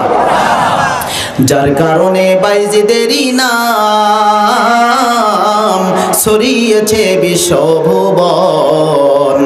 ছোট্ট শিশু বাইজিদেরই মতো সবাই হও, ছোট্ট শিশু বাইজিদেরই মতো সবাই হও। মায়ের দোয়া লও হে মুমিন, মায়ের দোয়া লও, মায়ের দোয়া লও হে মুমিন, মায়ের দোয়া লও। জোরে বলুন আল্লাহু আকবার। এবার হযরত জুরাইজ রাহমাতুল্লাহ আলাইহি নিরপরাধ প্রমাণিত হয়ে গেলেন। সঙ্গে সঙ্গে যারা জুরাইজ রাহমাতুল্লাহ আলাইহিকে মারপিট করেছিলেন তারা বলতে লাগলেন, ও আল্লাহর বান্দা জুরাইজ রাহমাতুল্লাহ আলাইহি, আমরা ভুল করে ফেলেছি, আপনি দয়া করে আমাদেরকে মাফ করে দেন। আমরা আপনার জন্য ইবাদতখানা আবারও আমরা তৈরি করে দেব। আপনি যদি বলেন তাহলে আপনার ইবাদতখানা আমরা রূপা দিয়ে তৈরি করে দেব, আপনি যদি বলেন স্বর্ণ দিয়ে আপনার ইবাদতখানা তৈরি করে দেব। হযরতে জুরাইজ রাহমাতুল্লাহ আলাইহি তখন তাদেরকে বললেন, ও আল্লাহর বান্দারা, আমার ইবাদতখানা স্বর্ণ দিয়ে তৈরি করে দেয়া লাগবে না, রূপা দিয়েও তৈরি করে দেয়া লাগবে না। যেভাবে মাটি দিয়ে তৈরি করা ছিল তোমরা আমাকে ওই রকম মাটি দিয়ে একটা ইবাদতখানা তৈরি করে দাও। জোরে বলুন সুবহানাল্লাহ। হযরতে জুরাইজ রাহমাতুল্লাহ আলাইহির সময়কার ওই দুধের বাচ্চা শিশু সন্তান আল্লাহর কুদরতে কথা বলেছেন। একটু জোরে বলেন আল্লাহু আকবার। কয়জন হলো? একজন। সবাই বলেন কয়জন? একজন। আরো 4 জন দুধের বাচ্চা শিশু সন্তান, তারা মায়ের কোলে থেকে দুধের বাচ্চা বাচ্চা তারা কথা বলেছেন। এরকম 4 জন সন্তান কারা কারা? যদি সময় পাই, যদি আপনারা ধৈর্য ধারণ করেন, আমার আলোচনা করতে কোনো আপত্তি থাকবে না। আমার সম্মানিত ভাইজানেরা, আমি আপনাদের সবার উদ্দেশ্যে বলতে চাই, এই যে সাবরুল আনোয়ারুল উলুম হাফিজিয়া মাদ্রাসা, আপনারা বলেন তো এই মাদ্রাসায় যে কয়জন শিক্ষক আছে? হুজুর, এই মাদ্রাসায় শিক্ষক কয়জন? 2 জন। এই মাদ্রাসায় যে 2 জন শিক্ষক আছে, আপনারা বলেন তো এই শিক্ষকের বেতন কি সরকারিভাবে দেওয়া হয়? কাদের টাকা দেওয়া হয়? আপনাদের টাকায়। জবান খুলে বলেন, কাদের টাকায়? আপনারা এই যে 10, 20, 50, 100, 200, 500, 1000, 2000, 10,000 যে যাই দান করেন, এই দানের টাকা দিয়া শিক্ষক মণ্ডলীদের বেতন দেওয়া হয়। তারপরে যে টাকা বাঁচে ওই টাকা দিয়ে বিল্ডিং তৈরি করা হয়। তারপরে আপনারা ইয়াতিমখানায় যে আপনাদের বিভিন্ন দান, সদকার টাকা, মান্নতের টাকা, উসরের টাকা, ফিতরার টাকা, জাকাতের টাকা, কুরবানির পশুর টাকা, পশুর চামড়ার টাকা, এগুলো সব কিছু ইয়াতিম বাচ্চাদের পেছনে ব্যয় করা হয়। একটু চিল্লায় বলেন আল্লাহু আকবার। আমার ভাইয়েরা, এই সাবরুল আনোয়ারুল উলুম যে হাফিজিয়া মাদ্রাসা, এই মাদ্রাসা হলো হাফেজ তৈরির একটা কারখানা। জোরে বলা লাগবে, বলেন এটা কিসের তৈরি কারখানা? হাফেজ তৈরির কারখানা। এই কারখানায় যদি আপনাদের অর্থ সম্পদ ইনভেস্ট করতে পারেন, আপনাদের এলাকায় কত বড় বড় রাইস মিল আছে, অটো রাইস মিল। একদিকে আপনি ধান ঢেলে দিলেন, অন্য দিক থেকে বাছাই করা চাউল বের হয়ে যায় কি যায় না ভাই? সুগার মিলে একদিকে আখ ঢেলে দেওয়া হয়, অন্যদিকে কত সুন্দর চিনি বের হয়ে যায়। তারপরে জুট মিলে একদিকে পাট ঢেলে দেওয়া হয়, অন্যদিকে পাটজাত দ্রব্য বের হয়ে যায়। এই কোরআনের হাফেজ তৈরির কারখানা এমন একটা জায়গা, যেখানে আপনার 5 বছর 6 বছরের একটা বাচ্চাকে আপনি এই মাদ্রাসায় ভর্তি করে দিলেন, কয়েক বছর পর 30 পারা কোরআনের হাফেজ হয়ে তারা বের হয়ে যায়। জোরে বলেন আল্লাহু আকবার। আরো জোরে বলা লাগবে, বলেন আল্লাহু আকবার। আমার সম্মানিত ভাইয়েরা, একটা অটো রাইস মিল তৈরি করতে কোটি কোটি টাকা ইনভেস্ট করা লাগে। সুগার মিল করতে গেলে কোটি কোটি টাকা লাগে। আপনার অন্যান্য যে মিল কলকারখানা আছে, এগুলো করতে কোটি কোটি লাখ টাকা লাগে। অথচ কোরআনের হাফেজ তৈরির কারখানা, এই কারখানায় আপনারা টাকা পয়সা ইনভেস্ট করবেন না। নিশ্চয়ই এটা বোকামি ছাড়া আর কিছুই নয়। হাদিস শরীফে এসেছে, মানুষ যখন মারা যাবে, মারা যাওয়ার সাথে সাথে তার সমস্ত আমলের দরজা বন্ধ হয়ে যাবে, বাকি থাকবে মাত্র 3টি আমল। এই 3টি আমল যারা দুনিয়ার জমিনে জীবদ্দশায় করে যাবে, এই 3টি আমলের প্রতিদান কিয়ামত পর্যন্ত তার আমল নামায় জমা হতে থাকবে। সকলেই বলুন সুবহানাল্লাহ। আবারও জোরে বলতে হবে, বলেন সুবহানাল্লাহ। 1 নাম্বার হলো সদকায়ে জারিয়া, 2 নাম্বার হলো উপকারী বিদ্যার শিক্ষা দিয়ে যাওয়া, 3 নাম্বার হলো নেক সন্তান রেখে যাওয়া। আমার সম্মানিত ভাইয়েরা, দেখেন পবিত্র কোরআনে আল্লাহ তাআলা কি বললেন? আল্লাহ বলেন, ওয়া ক্বাদা রাব্বুকা আল্লা তা'বুদু ইল্লা ইয়্যাহু ওয়া বিল ওয়ালিদাইনি ইহসানা ইম্মা ইয়াবলুগান্না ইনদাকাল কিবারা আহাদুহুমা আও কিলাহুমা ফালা তাকুল লাহুমা উফফিন ওয়ালা তানহারহুমা ওয়া কুল লাহুমা কওলান কারীমা ওয়াখফিদ লাহুমা জানাহাজ যুল্লি মিনার রাহমা ওয়া কুর রাব্বিরহামহুমা কামা রাব্বায়ানি সগীরা। সবাই আমার সাথে সাথে পড়েন, রাব্বিরহামহুমা কামা রাব্বায়ানি সগীরা। আমার ভাইয়েরা, মুরব্বী বাবাজিরা, পর্দার অন্তরালের মা বোনেরা, আল্লাহ রাব্বুল আলামিন বলেন, বান্দারে তোমাদের রবের পক্ষ থেকে বর্ণিত হচ্ছে তোমরা একমাত্র আল্লাহর ইবাদত করবে, আল্লাহ ছাড়া আর কারো ইবাদত বন্দেগী করবে না। এরপরে তোমরা তোমাদের পিতা মাতার সাথে উত্তম আচরণ করবে। যখন তারা বার্ধক্যে উপনীত হয়ে যান, তাদের 2 জন অথবা 1 জন, তখন তোমরা তাদের সাথে কোমল সুরে, নরম সুরে, বিনয়ের সাথে, নম্রতার সাথে কথা বলো। ধমক দিয়ে, চোখ রাঙিয়ে গিয়ে তাদের সাথে কথা বলো না।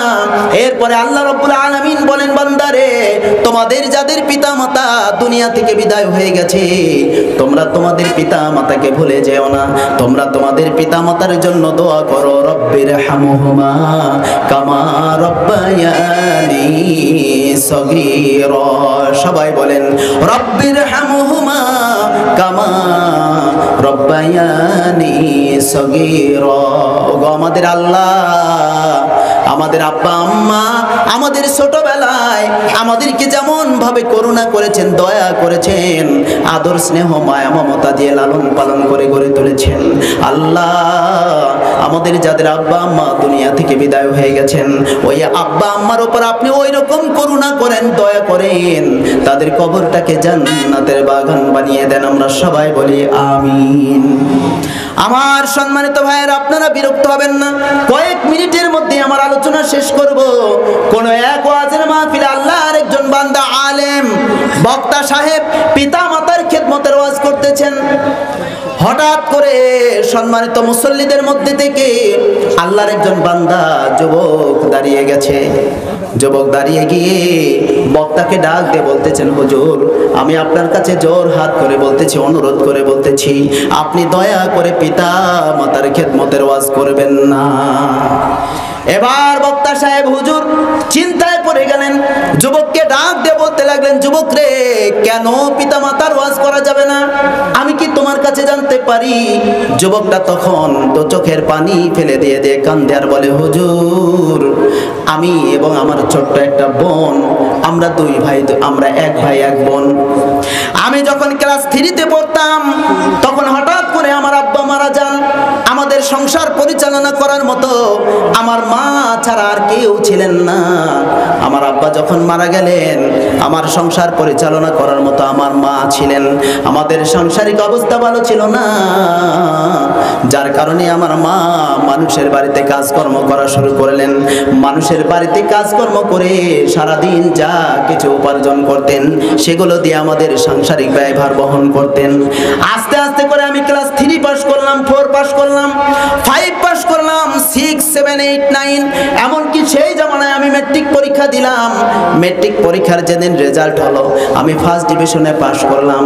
আমি আমার মায়ের কাছে এসে বললাম, মা আপনি মানুষের বাড়িতে কাজকর্ম করে আমাদের সংসার পরিচালনা করেন। ও আম্মা জান, আপনার আর মানুষের বাড়িতে কাজ করা লাগবে না। আম্মা জান দয়া করে আমার জন্য একটু দোয়া করে দেন, আমি শহরে যেতে চাই, দেখি তো আমার ভাগ্যে কোনো চাকরি জুটে কিনা। যুবক কান্দে আর বলে, হুজুর আমি আমার মায়ের নিকট থেকে অনুমতি নিয়ে শহরে গেলাম, একটা সরকারি চাকুরিতে আমি দরখাস্ত দিলাম।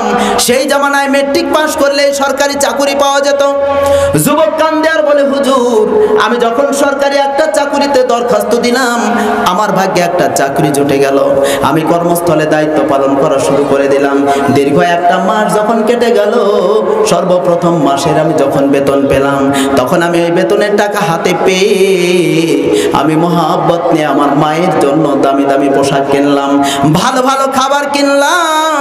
আমার ছোট বোনের জন্য আমি দামি দামি পোশাক, খুব সুন্দর সুন্দর খাবারের ব্যবস্থা করলাম।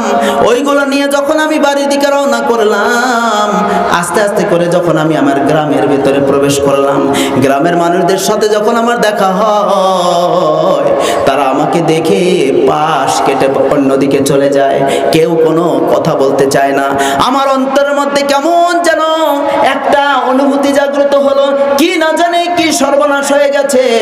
আমি যখন আমার বাড়ির কাছাকাছি পৌঁছে গেলাম, দূর থেকে আমার বাড়ির দিকে তাকিয়ে দেখলাম আমাদের বাড়ির মধ্যে থেকে কাকে যেন কাফনের কাপড় দিয়ে জড়াইয়া, খাটনিতে চড়াইয়া কাকে যেন কবরস্থানের দিকে নিয়ে যাওয়া হচ্ছে। যুবক কান্দে আর বলে, হুজুর আমি যখন আস্তে আস্তে করে আমার বাড়ির উঠানে পা রাখলাম, যখন আমি বাড়ির ভেতরে প্রবেশ করলাম, বাড়ির মধ্যে থেকে আমার ছোট্ট বোন দৌড়িয়ে আসলো, আমাকে জড়িয়ে ধরে কাঁদতেছে আর বলতেছে, ভাইজান আপনার আসতে বড় দেরি হয়ে গেছে, আপনি যে আম্মা জানের জন্য আপনার জীবনের প্রথম অর্জিত সম্পদ দিয়া, প্রথম মাসের বেতন দিয়া যে মায়ের জন্য আপনি দামি দামি পোশাক কিনেছেন, খাদ্য কিনেছেন, ওই যে দেখেন ওই আম্মা জান গত রাত্রিতে তিনি ইন্তেকাল করেছেন। তাকে মানুষেরা, আমাদের আত্মীয় স্বজনেরা তাকে ঘর থেকে বের করে গোসল করাইয়া, কাফনের কাপড় পরিধান করাইয়া, খাটনিতে চড়াইয়া তাকে কবরস্থানের দিকে নিয়ে যাচ্ছে। যুবক কান্দে আর বলে, হুজুর আমি এই দৃশ্য সহ্য করতে পারলাম না, অবশেষে আমি আমার মায়ের জানাজায় শরীক হলাম, আমার মাকে নিজ হাতে কবরের মধ্যে দাফন করে চলে এসেছি। হুজুর গো, যার কারণে আমি পিতা মাতার খেদমতের ওয়াজ করলে আমি এটা সহ্য করতে পারি না, কারণ আমার আব্বার কোনোদিন আমি খেদমত করতে পারি নাই, আমার আম্মা জানের খেদমত করার যোগ্যতা থাকার পরেও আমার আম্মার খেদমতের করার সুযোগ হয় নাই। হুজুর, যার কারণে আমি আপনাকে জোরহাত করে বলতেছি, পিতা মাতার খেদমতের ওয়াজ দয়া করে করবেন না। আমার সম্মানিত যুবক ভাইয়েরা, পর্দার অন্তরালে অবস্থানরত মা বোনেরা, আল্লাহ রাব্বুল আলামিন পবিত্র কোরআনে বলেছেন, বান্দারে তোমরা তোমাদের বাবা মাকে ভুলে যেও না, তোমাদের বাবা মার জন্য দোয়া করো, রব্বির হামহুমা কামা রব্বায়ানি সগীরা। আমার মুরব্বী বাবাজিরা, যুবক ভাইয়েরা, মা বোনেরা, সবার মধ্যে থেকে আমি আপনাদের মধ্যে থেকে মাত্র 30 জন আল্লাহর বান্দার কাছ থেকে আমি মাত্র 2000 টাকা করে দাবি করলাম। আব্বার জন্য মাত্র 1000 টাকা, মায়ের জন্য মাত্র 1000 টাকা, এই আব্বা আম্মার জন্য, আব্বা আম্মার রুহের মাগফিরাতের জন্য, এই আনোয়ারুল উলুম হাফিজিয়া মাদ্রাসা, এই মাদ্রাসার জন্য আপনারা দয়া করে দান করবেন। কোরআনের হাফেজ তৈরির কারখানা মাদ্রাসা, এই মাদ্রাসায় পবিত্র কোরআনুল কারিমে মোট 30 পারা, এই 30 পারা কোরআনের উপর মহব্বত রেখে 30 জন আল্লাহর বান্দা মায়ের জন্য 1000, বাবার জন্য 1000, এই 1000 করে দিয়া 2000 টাকা করে আব্বা আম্মার রুহের মাগফিরাতের জন্য আপনারা দেবেন। আমি ওয়াদা করলাম আপনাদের সবার জন্য আখিরি মোনাজাতে দুহাত তুলে আল্লাহর কাছে দোয়া করব, আল্লাহ যেন আপনাদের আব্বা আম্মার কবরটাকে যেন জান্নাতের বাগান বানিয়ে দেন। যাদের আব্বা আম্মা দুনিয়াতে জীবিত আছে, আল্লাহ যেন তাদেরকে হায়াতে তয়্যিবা, ঈমানে কামেলা, শেফায়ে কুল্লিয়া দান করেন। আমার ভাইজানেরা, যদি কেউ 5000 দিতে চান, যদি কেউ 10,000, 20,000 দিতে চান, সেটা আপনার ব্যক্তিগত ব্যাপার, আপনার অর্থনৈতিক অবস্থা বিবেচনা করে আপনি দিবেন। তবে 30 জন আল্লাহর বান্দার কাছ থেকে আমি মাত্র 2000 টাকা করে দাবি করলাম। as-সাদাকাতু তারুদ্দুল বালা, দান সদকা বান্দার বিপদ দূর করে দেয়। as-সাদাকাতু তারুদ্দুল বালা, দান সদকা বান্দার বিপদ দূর করে দেয়। অতএব বিপদ আপদ বালা মুসিবত থেকে নিজেরা বাঁচার জন্য, আব্বা আম্মা রুহের মাগফিরাতের জন্য সর্বপ্রথমে আল্লাহর একজন বান্দা বলেন যে, হুজুর আমি 30 জনের মধ্যে আমি 1 নম্বরে 2000 টাকা দিলাম। আমি ওয়াদা করলাম আপনাদের সবার জন্য আখেরি মোনাজাতে দোয়া করব ইনশাআল্লাহ। সর্বপ্রথমে আল্লাহর একজন বান্দা 2000 টাকা আল্লাহর রাস্তায় দিবেন ইনশাআল্লাহ। 2500 টাকা নগদ দিলাম, 5000 টাকা। আলহামদুলিল্লাহ। জনাব মোহাম্মদ আব্দুল লতিফ, জনাব মোহাম্মদ আব্দুল লতিফ সাহেব কে মারা গেছে?